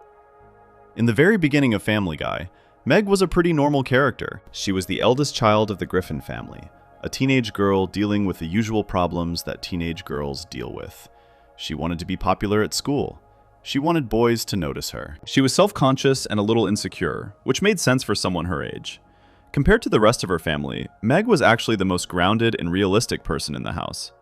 Peter was an over-the-top cartoon character. Lois had her wild side. Stewie was a genius baby plotting world domination. Chris was sweet but clueless. Meg was just a normal kid trying to get through high school. And in those first few seasons, the jokes about Meg reflected that normalcy. She was not cool, she was not exciting, she was a little boring compared to the rest of the Griffins. And that was the joke. In a family full of larger-than-life personalities, Meg was the plain one. The one the show gently poked fun at for being ordinary in a house full of chaos. The very first instance of what would eventually become the Meg abuse pattern happened all the way back in the pilot episode, Death Has a Shadow, where Peter grounds Meg for touching the thermostat. It was a small, harmless joke. A dad overreacting to something minor. That was the level of Meg's mistreatment in the early days. She also got some collagen lip injections that went wrong in one of the first episodes, and when she went to Lois for help, Lois told her she deserved it. Again, it was mean, but it was sitcom mean. It was the kind of thing that happens on every family comedy. Nobody was watching those early episodes and thinking that the show had a serious problem with how it treated one of its main characters. It was just standard television humor, no different from the way any sitcom picks on its least glamorous character. But then, something shifted. Starting around season 4, the jokes about Meg stopped being about her being boring or ordinary and started being about her being ugly. That was a significant change. The show began treating Meg's appearance as something fundamentally wrong, something that everyone around her was disgusted by. Other characters started reacting to Meg's face with visible horror. Jokes about her looks became a regular feature of almost every episode she appeared in. And once the show established that Meg was supposed to be ugly, it opened the door to a kind of cruelty that had not existed before. Because now the other characters were not just teasing Meg for being uncool, they were rejecting her for who she was at a basic physical level. And that is a much darker kind of comedy. From season 4 through season 7, the Meg abuse was building, but had not yet reached its worst levels. Peter started making more pointed comments about her. The family began excluding her from things more openly. The running gag of "Shut up, Meg" became more and more frequent. But there were still episodes during this period where Meg was treated like a real member of the family. There were still moments where Peter or Lois would show genuine concern for her. The abuse was growing, but it had not completely taken over her character yet. That happened in season 8, which is the same season where Peter and Brian both hit their lowest points as characters. It was like the entire show crossed a threshold at the same time, and Meg's treatment was the most visible casualty. From season 8 onward, the things that happened to Meg on a regular basis stopped being jokes in any traditional sense, and became something closer to a horror show played for laughs. Peter farting in Meg's face became a recurring visual gag, happening across multiple episodes with no variation or cleverness, just a father passing gas directly into his teenage daughter's face while she sat there and took it. Peter told Meg to figure out how to use a real noose when she asked him about one of his tricks, which is essentially a father telling his daughter to hang herself. The family openly wished for her death in multiple episodes. Peter once asked God to remove Meg from existence. In one episode, when the family thought Meg was dead, they barely reacted. In another, when characters were trapped in a life-threatening situation, Peter said out loud that he wished Meg had died instead of someone else. He tried to sell her. He traded her away for trivial things. He physically assaulted her. And none of this was presented as Peter being a bad father who needed to change. It was presented as comedy. The audience was supposed to laugh. One of the most discussed episodes in the history of Meg's abuse is Seahorse Seashell Party from season 10. In this episode, the Griffin family is stuck in the house during a hurricane, and after enduring yet another round of abuse from her parents and siblings, Meg finally snaps. She stands up and delivers a long, emotional speech calling out every member of her family for how they have treated her. She tells Peter that he is a terrible father. She tells Lois that she is a terrible mother. She calls out all of them for using her as their punching bag for years. And for a few minutes, it actually feels like the show is going to do something meaningful. It feels like Meg is finally going to stand up for herself, and the family is going to have to reckon with what they have done. The other Griffins are visibly shaken by her words. They start falling apart without Meg to absorb their dysfunction. They turn on each other. The family begins to crumble. And then the episode does something that a lot of fans consider unforgivable. Meg sees her family falling apart and decides to take it all back. She goes to each family member and apologizes. She tells them that she was wrong to speak up. She accepts her role as the family's punching bag because she realizes that without someone to dump on, the family cannot function. The episode ends with Meg voluntarily returning to her position as the target of everyone's cruelty, and the show presents this as the right decision. Meg sacrificing her own dignity and self-respect so that her abusive family can continue to be happy is treated as a noble and selfless act. The message of the episode, whether the writers intended it or not, is that victims of abuse should stay quiet and accept their suffering for the good of the people abusing them. It is one of the most criticized story decisions in the entire run of the show, and it perfectly captures everything wrong with how Family Guy handled Meg's character. The thing that makes the Meg situation so frustrating is that she was never a bad character. Even in the worst seasons, even when the show was doing its absolute worst with her, Meg remained one of the most sympathetic and relatable people on the screen. She was often the voice of reason when Brian failed to be. She called out her family's stupidity when nobody else would. She had moments of genuine strength and talent that the show would occasionally acknowledge and then immediately forget about. In the crossover episode The Simpsons Guy, Meg meets Lisa Simpson, and Lisa encourages her to find her talent. Meg discovers she can play the saxophone beautifully. It is a genuinely touching moment that shows what Meg could be if the show ever bothered to develop her. But of course, nothing comes of it.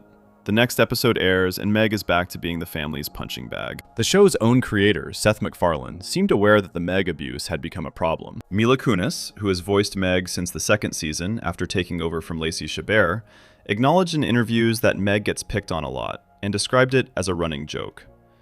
Critics were less forgiving. Kevin McFarland of the AV Club wrote in his review of Seahorse Seashell Party that he felt bad about Meg becoming the family's scapegoat.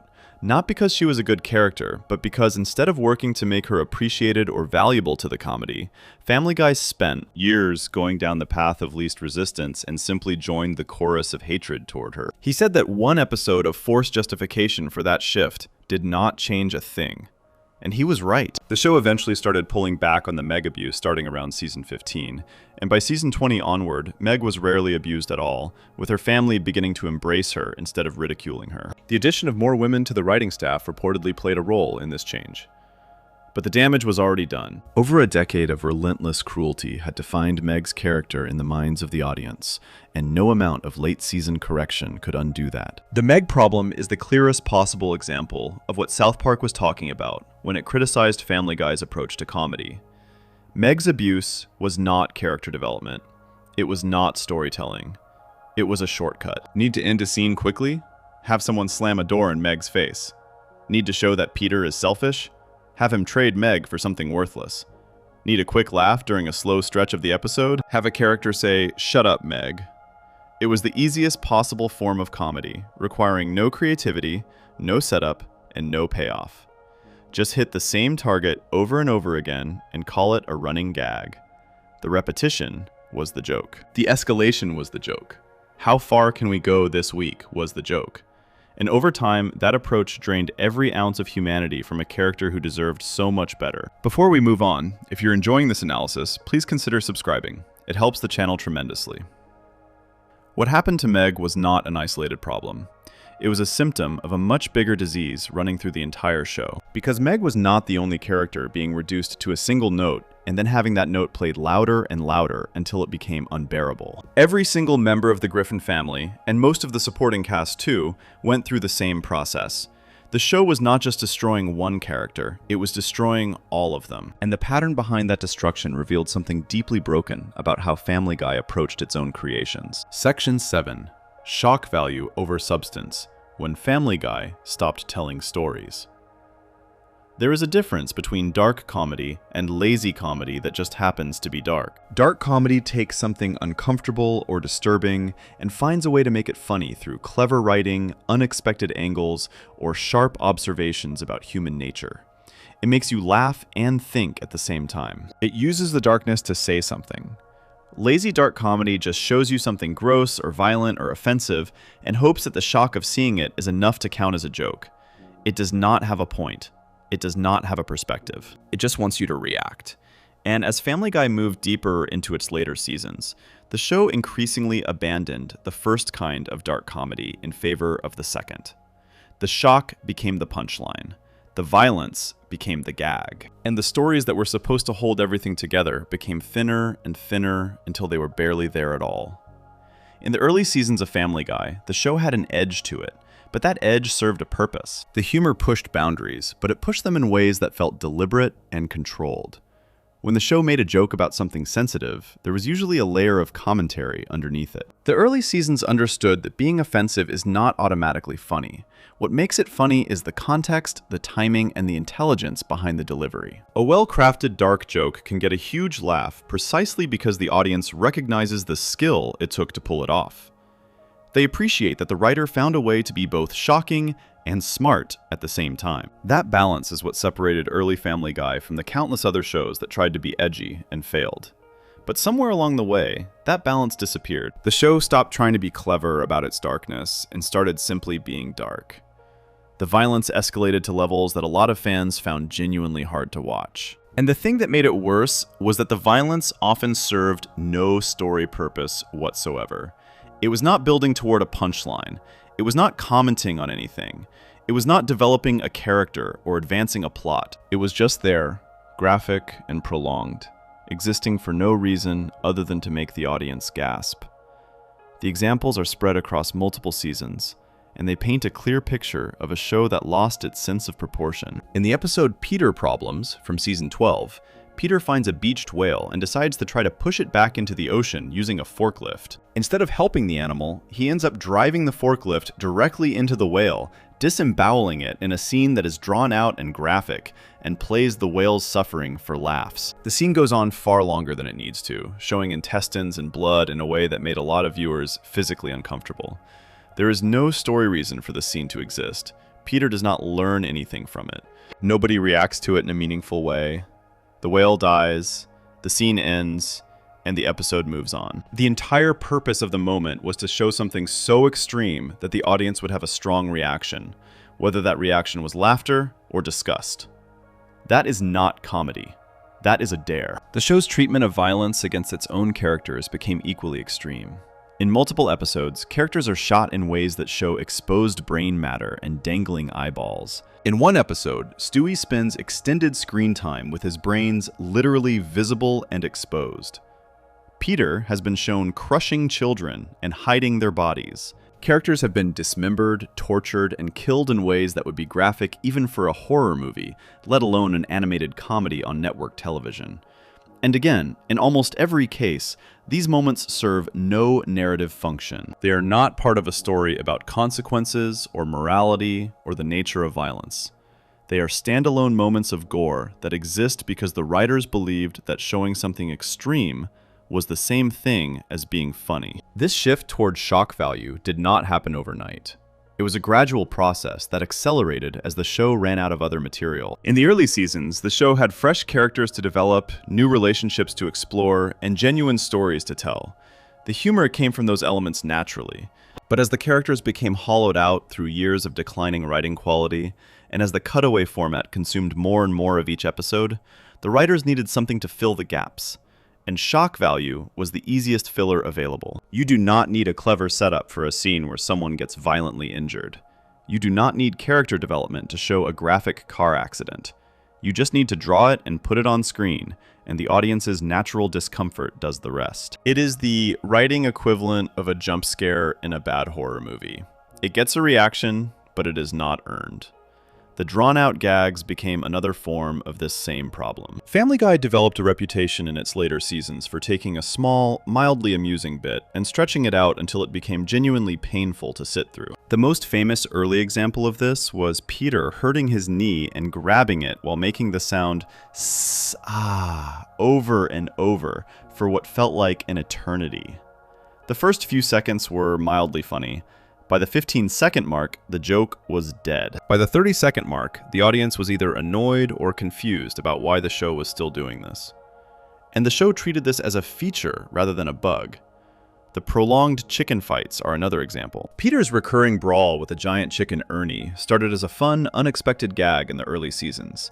The first chicken fight was funny because it came out of nowhere and was over before it wore out its welcome. But the show kept bringing it back, and each time the fight got longer and more elaborate. By the time the chicken fights were stretching past 5 and 6 minutes of pure physical combat with no dialogue and no story progression, the charm was completely gone. One of the longest chicken fights appeared in the crossover episode The Simpsons Guy, where Peter and Homer Simpson beat each other up for roughly 7 minutes straight. The scene was meant to be an epic showdown between two iconic animated characters, but many viewers found it exhausting rather than entertaining. The Conway Twitty gags, which were discussed in an earlier section, also fall into this category of shock through tedium rather than shock through violence. Playing minutes of unedited concert footage from a real musician is not violent or graphic, but it is a form of shock value in the sense that the show is daring the audience to keep watching something that is clearly not comedy. It is the writers saying, we know this is not funny, and we are going to keep doing it anyway, and the fact that we are doing it is supposed to be the joke. Some fans defended these moments as meta-humor, as the show being self-aware about its own laziness. But even the most generous interpretation cannot escape the fact that minutes of screen time that could have been used for actual jokes or actual story are being burned on something that the writers themselves know has no comedic value. The escalation of graphic and offensive content also extended to the show's treatment of sensitive topics. Family Guy has always been willing to joke about anything, and that fearlessness was once one of its greatest strengths. But in the later seasons, the jokes about sensitive subjects stopped having the clever twist that made them work in the early days. Instead of finding an unexpected angle on a difficult topic, the show would just state the difficult topic and present it as inherently funny. An episode called Turban Cowboy from season 11 contained a cutaway showing Peter driving his car through runners at the Boston Marathon. The episode aired on March 17th, 2013. About a month later, on April 15th, an actual bombing occurred at the real Boston Marathon. Fox immediately pulled the episode from their website and streaming platforms, and the network said it had no immediate plans to air the episode again, though it eventually returned to the air by 2014. The timing was a coincidence, but the existence of that cutaway in the first place illustrated how casually the show treated mass violence as comedy material. The gag had no satirical point. It was not commenting on anything. It was just Peter committing mass murder played for a quick shock laugh. The Parents Television Council, a media watchdog group, targeted Family Guy consistently throughout its run, naming it the worst TV show of the week on at least 40 separate occasions. They filed formal complaints with the Federal Communications Commission about the show's content. They criticized Fox for scheduling Family Guy during early primetime hours where children might see it, and they pressured the show's advertisers, including companies like Wrigley and Burger King, to stop running commercials during the program. Now, the Parents Television Council has been criticized for being overly conservative in its standards, and their disapproval of a show is not automatically evidence that the show is doing something wrong. Plenty of great edgy comedies have drawn complaints from watchdog groups, but the volume of complaints about Family Guy and the specific examples they cited point to a show that was not just pushing boundaries for artistic reasons, but was actively trying to provoke outrage as a substitute for genuine comedy. Even other animators weighed in on the problem. John Kricfalusi, the creator of Ren and Stimpy, one of the most influential and boundary-pushing animated shows in television history, publicly criticized Family Guy. His concern was that the show's simple animation style, combined with its reliance on shock humor, would negatively influence a new generation of content creators. He worried that young animators would look at Family Guy's success and conclude that you do not need strong animation, strong characters, or strong stories to make a hit show. All you need is something shocking enough to get people talking. And if that became the standard, the entire medium of animation would suffer. This is ultimately what connects the shock value problem back to South Park's original criticism. Parker and Stone never said that comedy should be safe. South Park itself is one of the most offensive shows in television history. They have made jokes about every race, every religion, every political figure, and every sensitive topic imaginable. But the difference is that South Park's offensive content almost always serves a larger argument. When South Park makes a joke about something disturbing, it is usually trying to make a point about hypocrisy, censorship, human nature, or the absurdity of modern life. The shock is a tool, not the goal. On Family Guy, especially in the later seasons, the shock became the goal. The violence and the graphic content and the drawn-out discomfort were not building toward anything. They were just there. And a show that relies on shock without substance is a show that has run out of things to say. Before we move on, If you're enjoying this analysis, please consider subscribing. It helps the channel tremendously. The really telling part is that Family Guy's increasing reliance on shock value happened at the exact same time that its storytelling was getting weaker and its characters were getting worse. These were not separate problems. They were all symptoms of the same underlying issue. And to understand that issue, you have to look at how South Park and Family Guy approached the craft of comedy writing in fundamentally opposite ways. Section 8. Story versus gags. Why South Park's writing philosophy actually works. At its core, the entire debate between South Park and Family Guy comes down to one fundamental question. What should comedy be built on? Should it be built on story, where the jokes grow naturally out of the characters and the situations they are in? Or should it be built on gags, where the jokes exist on their own and the story is just a thin frame to hang them on? South Park and Family Guy represent the two opposite answers to that question. And when you compare how the two shows have held up over time, the answer becomes pretty clear. Story wins. It is not even close. Trey Parker said it himself during the DVD commentary for the Cartoon Wars episodes. He said that one thing South Park always tries to avoid is gags. And he was very specific about what he meant by that. He was not saying that South Park avoids being funny. Obviously, that would be ridiculous. South Park is one of the funniest shows ever made. What Parker meant was that South Park avoids jokes that exist in a vacuum. Jokes that have no connection to the story being told. Jokes that could be pulled out of one episode and dropped into another without anyone noticing. That is what a gag is in the way Parker uses the word. A gag is a joke that does not need the story around it to work. And in Parker's view, if a joke does not need the story, then the story does not need the joke. And you end up with a show where neither element is doing anything for the other. South Park's writing process is one of the most famously intense in all of television. Parker and Stone produce each episode in approximately 6 days from initial idea to finished product. Most animated shows take months to produce a single episode. South Park does it in less than a week. And the reason they can do this is not because they cut corners or rush through the creative process. It is because their process is built entirely around a single central idea for each episode. Every episode of South Park starts with one argument, one theme, one thing the creators want to say. And then everything in the episode, every scene, every joke, every character moment is designed to serve that central idea. Nothing is wasted. Nothing is random. Every piece of the episode is there for a reason, and that reason is always connected to the bigger point the episode is trying to make.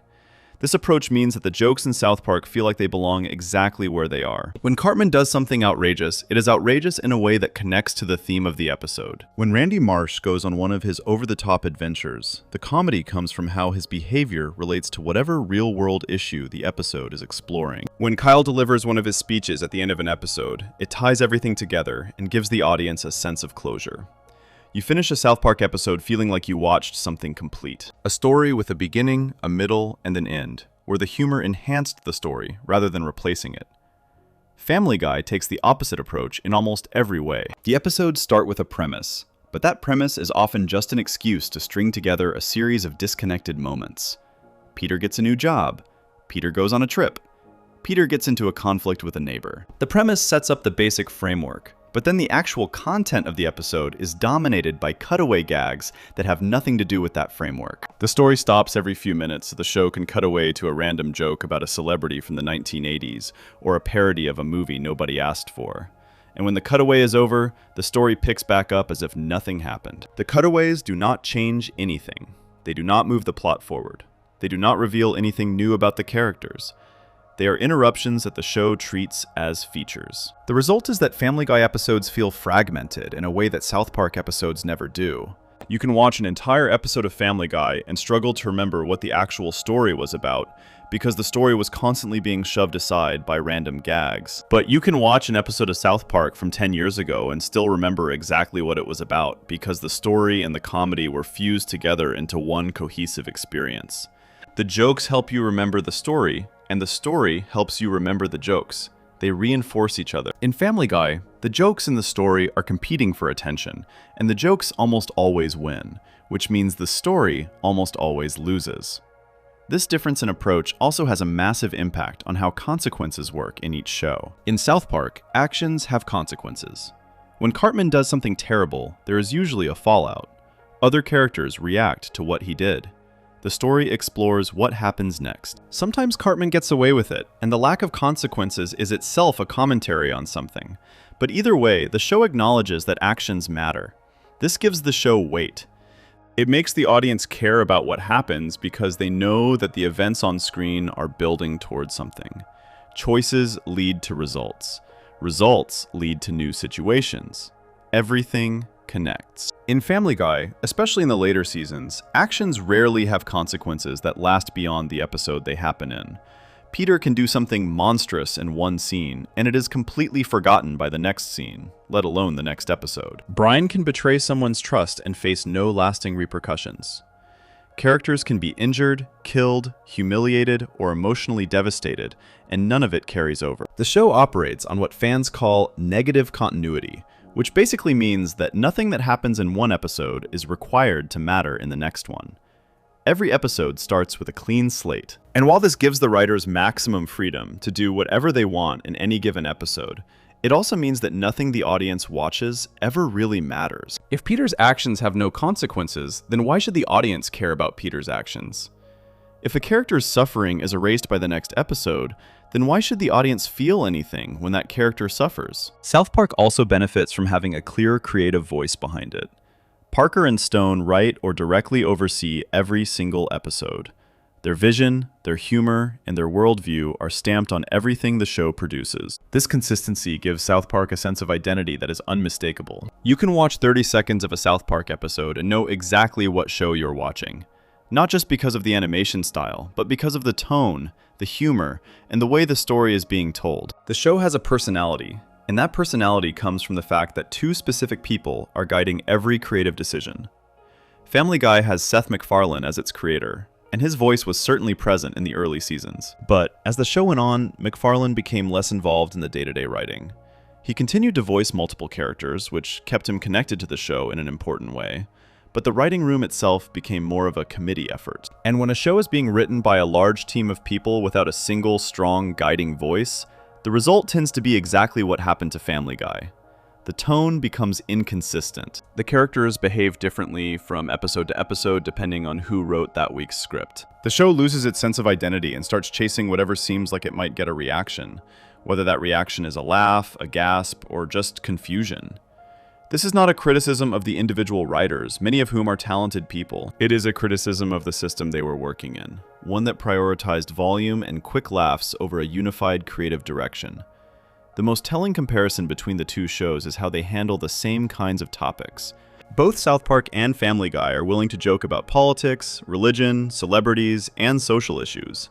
Both shows have been accused of going too far. Both shows have generated controversy and complaints from watchdog groups and offended viewers. But the way they approach these topics is completely different. When South Park tackles a controversial subject, the episode is structured as an argument. The show picks a position, presents evidence for and against it through the actions of its characters, and reaches some kind of conclusion by the end. You may agree or disagree with that conclusion, but at least the show committed to saying something.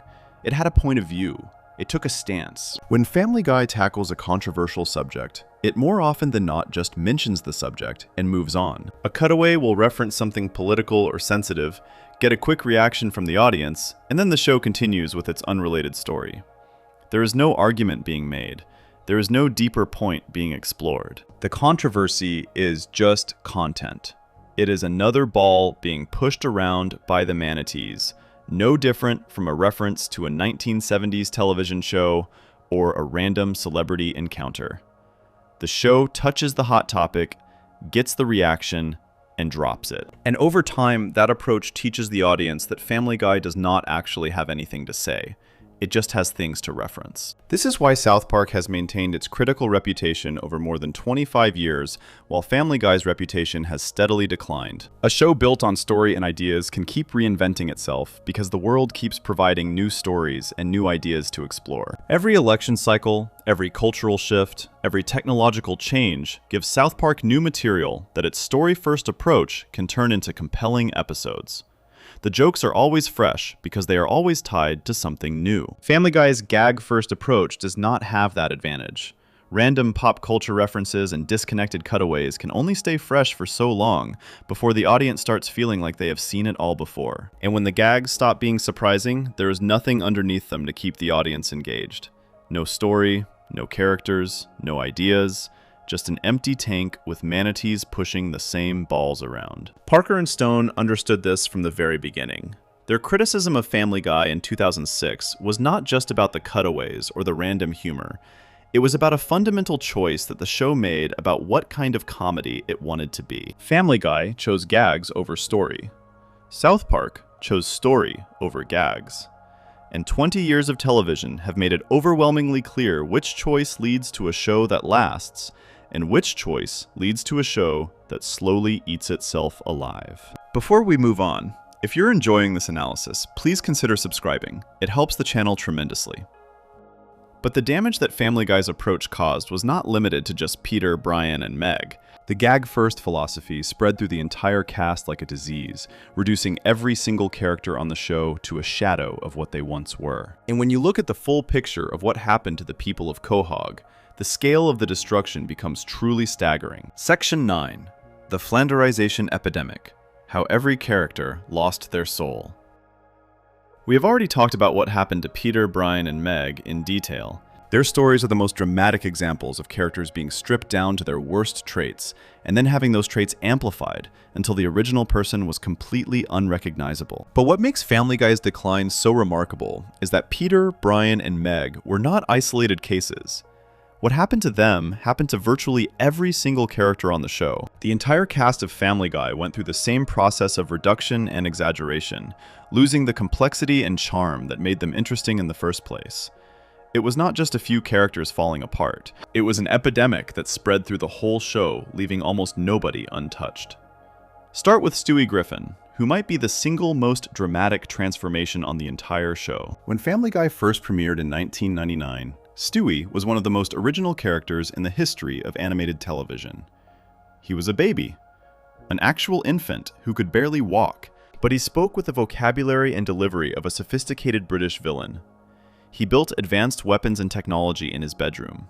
He had elaborate plans for world domination, and his primary ongoing goal throughout the early seasons was to murder his own mother, Lois. That combination of a helpless baby body and a diabolical genius mind was genuinely unlike anything else on television at the time. It was dark, it was absurd, and it was brilliantly funny. The contrast between what Stewie looked like and what Stewie actually was drove some of the best comedy the show ever produced. Every scene with Stewie had an inherent tension to it because you never knew what this tiny little baby was going to do next. He could be plotting to blow up the house, or building a time machine, or calmly discussing military strategy while sitting in a high chair eating strained peas. But the writers eventually ran out of things to do with evil genius Stewie. Instead of finding new ways to explore that concept, they essentially abandoned it. Over the course of the later seasons, Stewie's world domination plots disappeared. His attempts to kill Lois faded away. His sophisticated villainy was replaced by something completely different. Stewie became primarily defined by jokes about his sexuality and his friendship with Brian. The time machine stayed, but it became less of a tool for evil schemes and more of a plot device for buddy adventures with Brian. The character who once terrified everyone in the house became softer, more emotional, and far less dangerous. Now, character evolution is not automatically a bad thing. Characters should grow and change over time. But what happened to Stewie did not feel like natural growth. It felt like the writers looked at what was getting the biggest audience reaction and pivoted the entire character in that direction, abandoning everything that made him unique in the process. Then there is Joe Swanson, Peter's neighbor and one of his closest friends. When Joe was introduced, he was one of the most impressive characters on the show. He was a police officer who had been paralyzed from the waist down, confined to a wheelchair for the rest of his life. But the show's original take on Joe was that his disability did not define him. He was strong, competent, brave, and deeply respected by the other characters. His wheelchair was a fact of his life, not the center of his identity. He could do things that the able-bodied characters around him could not. He was admired for his toughness and his refusal to let his condition hold him back. That was a genuinely positive and interesting portrayal of a disabled character, especially for a show that was otherwise known for pushing every boundary it could find. But as the seasons went on, Joe was reduced to exactly what the early version of the character had refused to be. His disability became his only defining trait.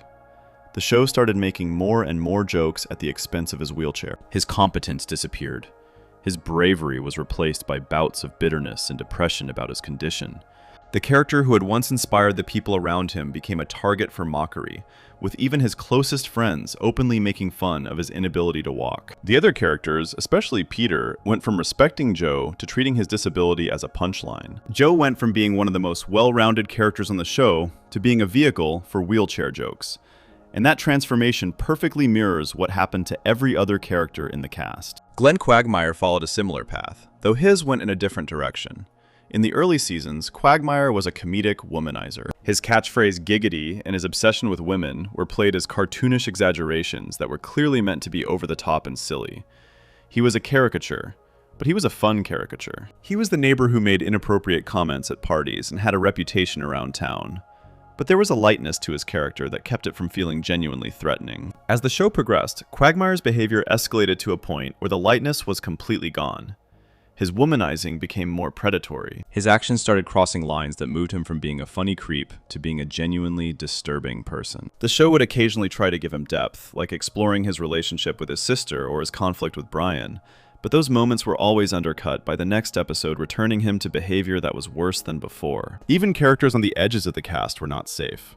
Carter Pewterschmidt, Lois's wealthy father, started the show as an intelligent and successful businessman who happened to have old-fashioned views and a strong dislike of Peter. His conflict with Peter made sense because Peter was, from Carter's perspective, a loud, stupid man who had married his daughter.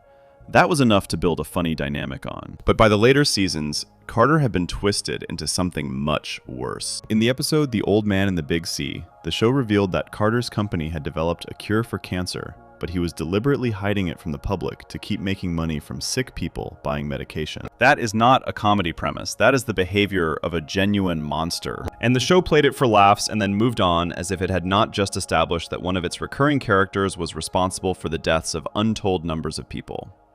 Lois Griffin's decline deserves mention as well. In the early seasons, Lois was the heart of the family. She was the responsible parent, the loving wife, the person who held everything together when Peter's stupidity threatened to tear it apart. She had her wild side, which the show hinted at through references to her past, but at her core, she was a good mother who cared deeply about her children. By the later seasons, Lois had become something very different. She was meaner, more selfish, and more willing to participate in the abuse of her own daughter, Meg. The loving mother who would have protected her kids in the early seasons was now handing Meg a Sylvia Plath novel and a bottle of sleeping pills with the words, "Whatever happens, happens." She became complicit in Peter's worst behavior instead of being the counterbalance to it. The one person in the family who used to make things better was now actively making things worse.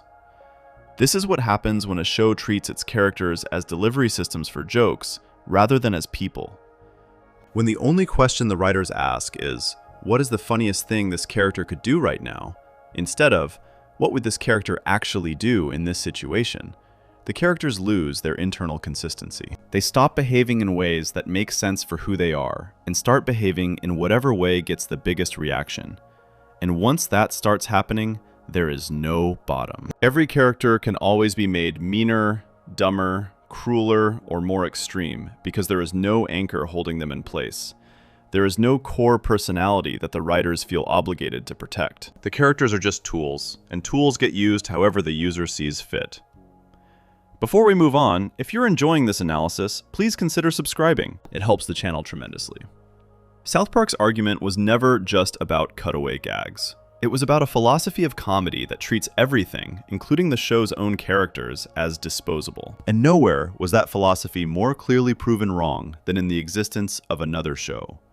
A show created by the exact same person who created Family Guy. A show that chose to do everything differently. And a show that, according to many critics and fans, turned out to be everything Family Guy should have been. Section 10. American Dad. The proof that Seth MacFarlane knew better. If Family Guy were the only show Seth MacFarlane ever created, you could make the argument that maybe he just did not know any better. Maybe he genuinely believed that random cutaway gags and disconnected pop culture references were the highest form of animated comedy. Maybe he looked at his show and honestly thought that this was the best that could be done with the format. If that were the case, you could still criticize the show, but you would have to admit that at least the creator was doing his best with the tools he had. The problem with that argument is that Seth MacFarlane went ahead and created American Dad. And American Dad does almost everything that South Park said Family Guy should do. It builds its comedy around characters instead of random gags. It tells actual stories with beginnings, middles, and ends. It develops its cast over time instead of reducing them to one-note punchlines. And it does all of this while still being funny, weird, and unmistakably a Seth MacFarlane production. American Dad is the single most damning piece of evidence against Family Guy, because it proves that the man behind both shows always had the ability to make something better. He just chose not to with Family Guy. American Dad premiered on Fox in 2005, created by MacFarlane alongside Mike Barker and Matt Weitzman. When it first aired, a lot of people dismissed it as a Family Guy clone. On the surface, the similarities were obvious. Both shows were about suburban American families. Both had a dad at the center who got into ridiculous situations. Both were animated comedies on the Fox network, made by the same guy. Critics and viewers who saw the pilot assumed they were getting more of the same. But as the show found its footing over the first couple of seasons, it became clear that American Dad was built on a fundamentally different foundation than Family Guy. And that difference came down to one crucial decision. American Dad does not use cutaway gags. That is not an exaggeration or a simplification. American Dad deliberately chose not to rely on the cutaway format that defines Family Guy. There are no "this reminds me of the time" moments, followed by random unrelated scenes. There are no pop culture reference gags that interrupt the story for 30 seconds and then vanish. Every joke in American Dad comes from the characters, the situations they are in, and the world the show has built around them.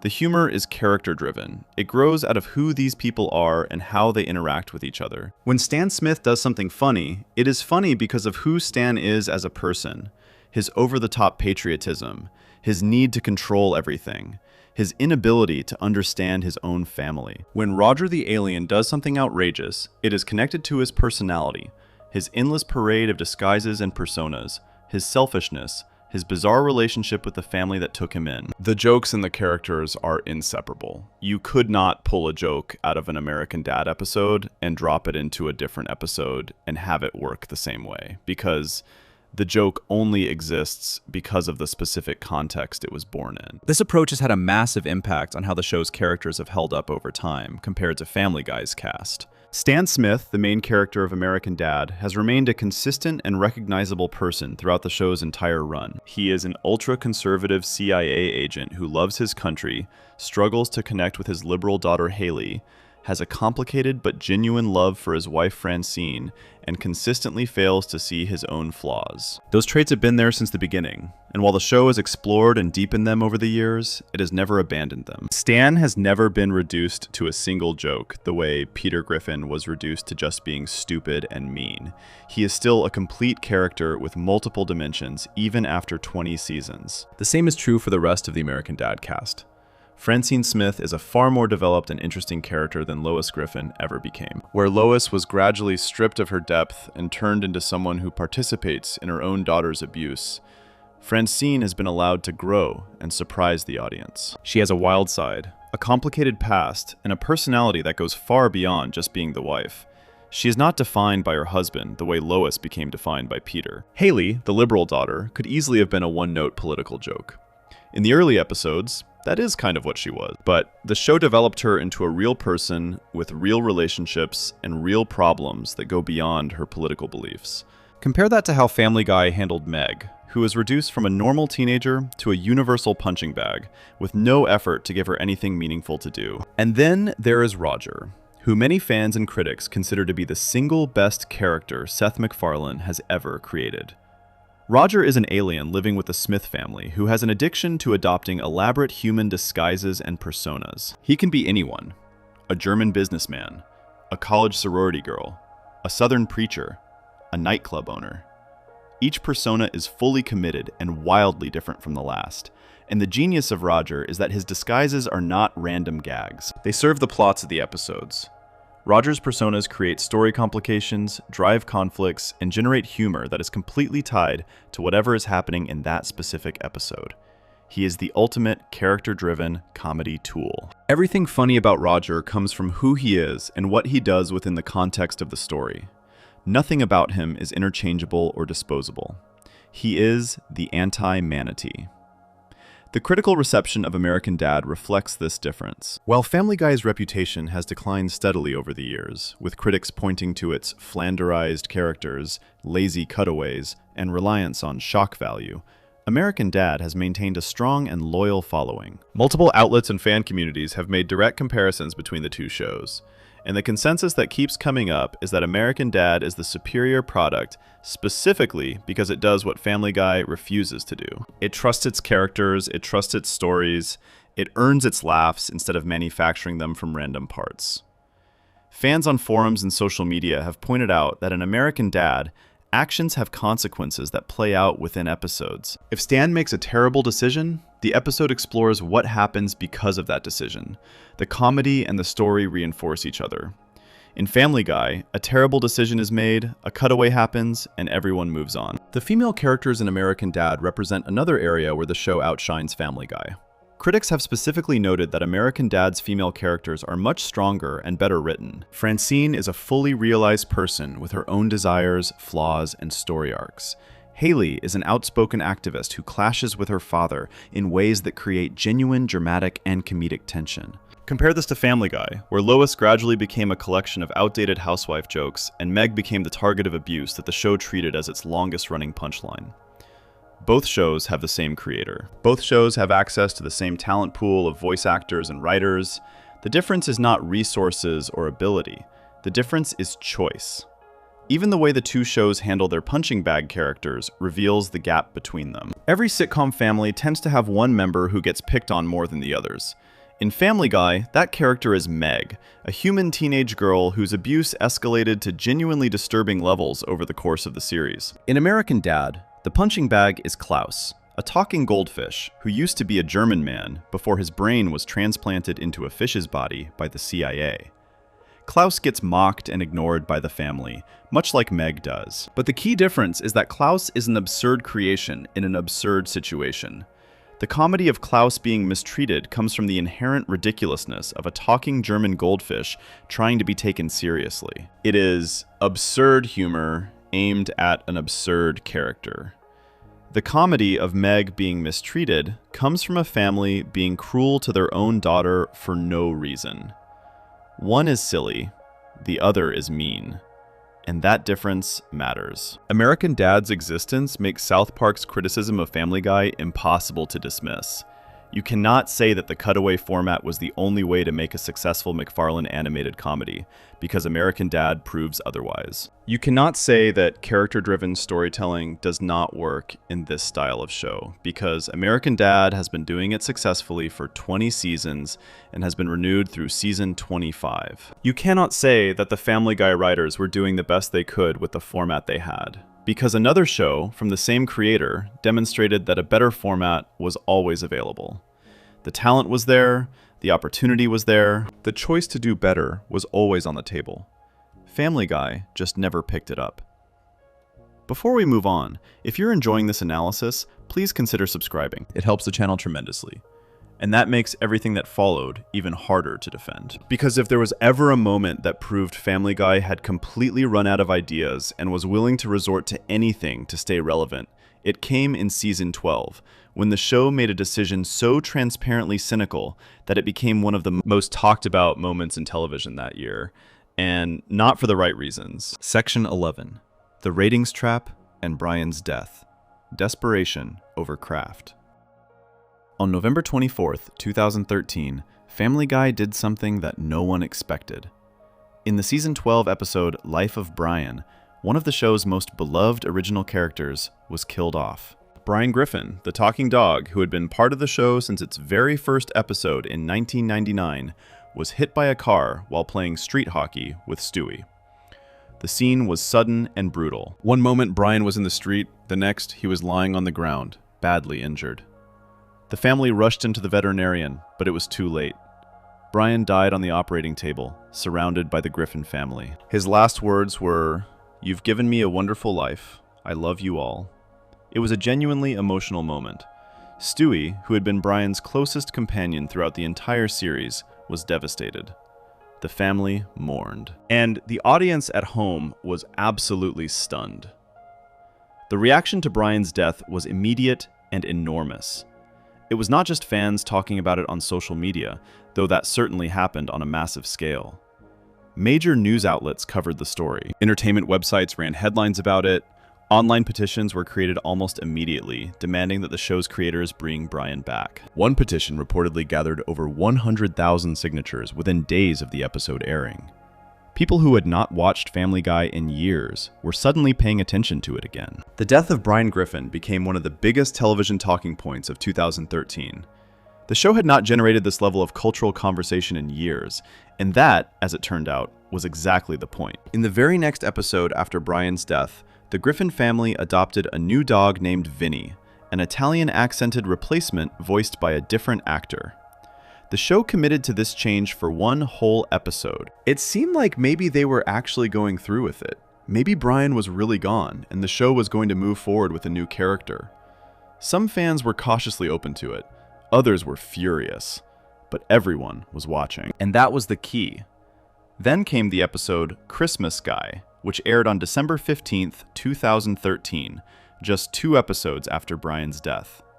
In this episode, Stewie discovers a way to go back in time and save Brian from the car that killed him. He does exactly that.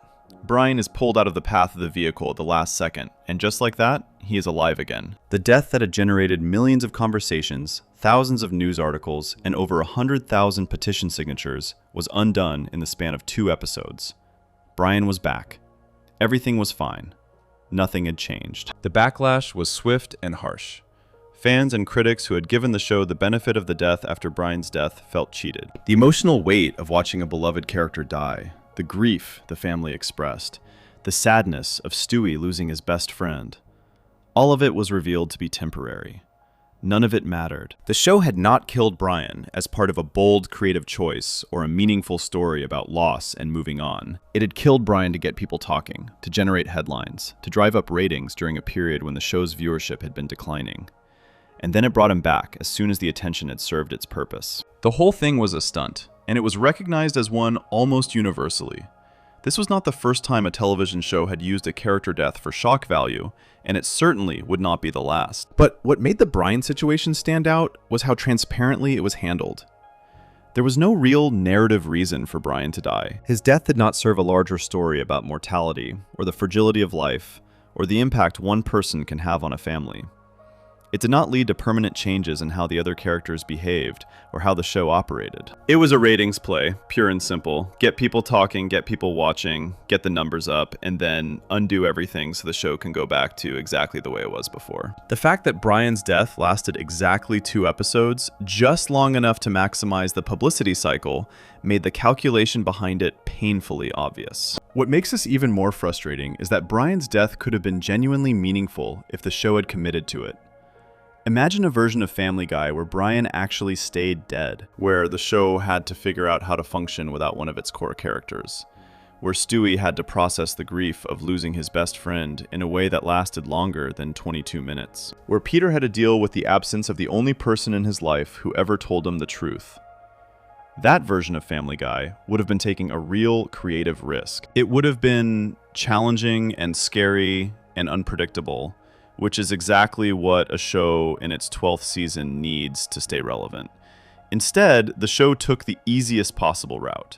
It pretended to take a risk, collected the attention that comes with risk-taking, and then immediately retreated to safety. The Brian death saga was not an isolated incident of Family Guy reaching for attention through gimmicks rather than good writing.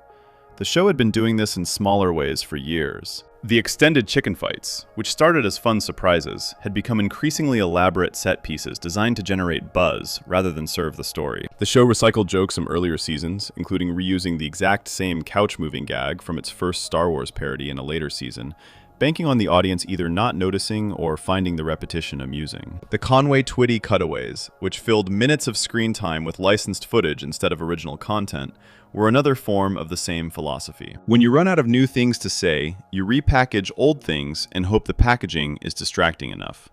The crossover episode The Simpsons Guy from season 13 represents another example of this pattern. In this episode, the Griffin family travels to Springfield and meets the Simpson family. On paper, this was a massive event. The two most famous animated families in television history were finally sharing a screen. The episode generated huge ratings and significant media coverage.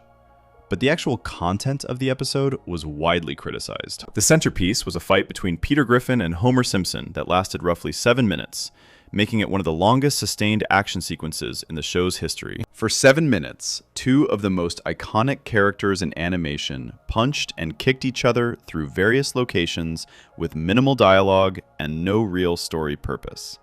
It was spectacle without substance. It got people to tune in, but it did not give them anything worth remembering once the spectacle was over. All of these moments point to the same underlying problem. Family Guy had become a show that was more interested in being talked about than in being good. Every creative decision was filtered through the question of whether it would generate attention, rather than whether it would make the show better. And this is the natural endpoint of the philosophy that South Park identified back in 2006. When you build a show on disconnected gags instead of story and character, you eventually exhaust your supply of gags. The random combinations of pop culture references and celebrity parodies can only stay fresh for so long, and when the gags stop working, the show has nothing to fall back on. No deep characters to explore, no ongoing stories to develop, no thematic foundation to build new ideas on. All that is left is the stunt, the gimmick, the headline grab. Kill a character, do a crossover, stage an elaborate fight, anything to keep people paying attention for one more week. South Park never had to resort to any of this, because South Park was built to sustain itself. Its story-first approach meant that every week brought a new idea, a new argument, a new reason to exist. The show did not need stunts because it had substance. Family Guy needed stunts because it had hollowed itself out. The characters were empty, the stories were thin, the gags were recycled. The only tool left in the box was the ability to generate headlines. And headlines, as Brian's 2-episode death proved, are not the same thing as good television. The Brian death and resurrection was the moment where everything South Park had said about Family Guy crystallized into a single, undeniable example. This was a show that would literally kill one of its most important characters and then bring him back 2 episodes later, because the death was never about storytelling. It was about metrics. It was about getting the show trending on social media. It was about proving that people still cared enough to react, even if what they were reacting to was empty manipulation rather than genuine drama. Before we move on, if you're enjoying this analysis, please consider subscribing. It helps the channel tremendously. And when you step back and look at the full picture, from the manatee gags, to the destroyed characters, to the shock value, to the rating stunts, you arrive at a conclusion that Trey Parker and Matt Stone reached almost 20 years ago. A conclusion that the evidence has only made stronger with every passing season. Section 12. The verdict. 20 years later, the manatees are still writing.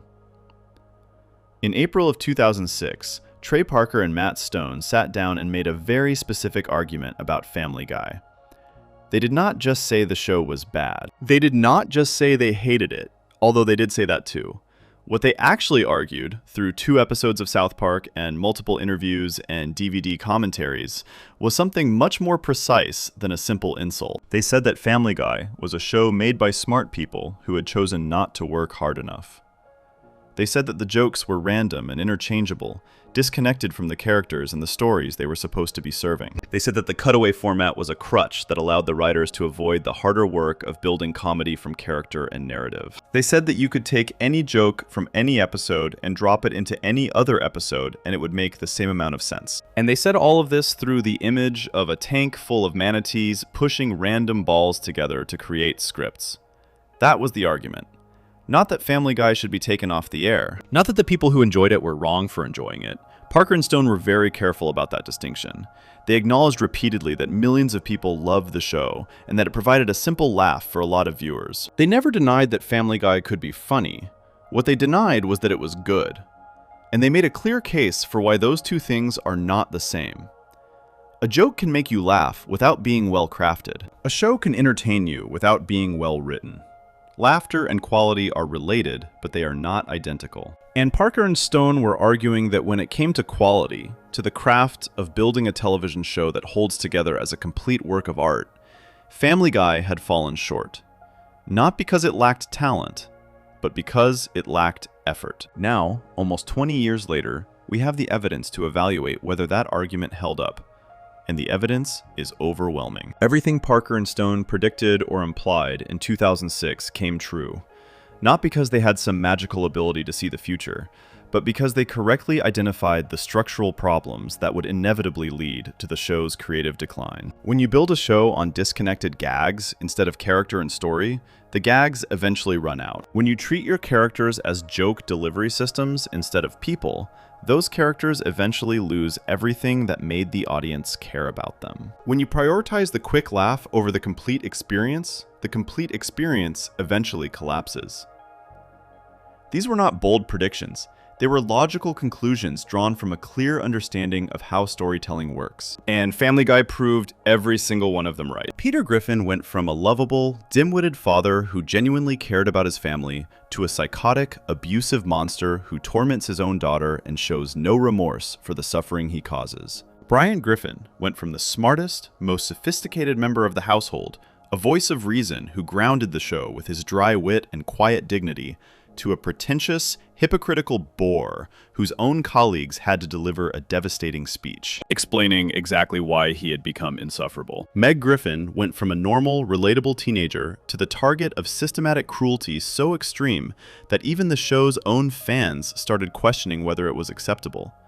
Stewie lost his identity as a diabolical genius. Joe lost his identity as a competent and admired officer. Quagmire lost the cartoonish lightness that once made his worst traits feel harmless. Lois lost her role as the heart of the family. Carter Pewterschmidt was turned into a man who literally hides a cancer cure for profit. Every single character on the show was reduced, simplified, and stripped of the qualities that once made them worth watching. Not one was spared. The cutaway gags, which were always the most visible symptom of the show's deeper problems, followed the exact trajectory that South Park's criticism implied they would. They became more frequent, more disconnected from the story, and less creative. The Conway Twitty gags filled minutes of screen time with content the writers did not even create. The drawn-out physical gags stretched thin premises past the breaking point. The pop culture references became increasingly obscure and dated, aimed at audiences who remembered television shows from 40 or 50 years ago, while the actual viewership of Family Guy skewed younger and younger. The cutaways that had once been the show's greatest strength became its most reliable weakness, a constant reminder that the writers had chosen the easy path over the harder one. The shock value escalated in direct proportion to the decline of everything else. As the characters became less interesting and the stories became thinner, the show compensated by becoming more graphic, more violent, and more willing to cross lines that earlier seasons would have approached with at least some cleverness. Graphic depictions of violence became routine. Characters were injured and killed in ways that served no story purpose.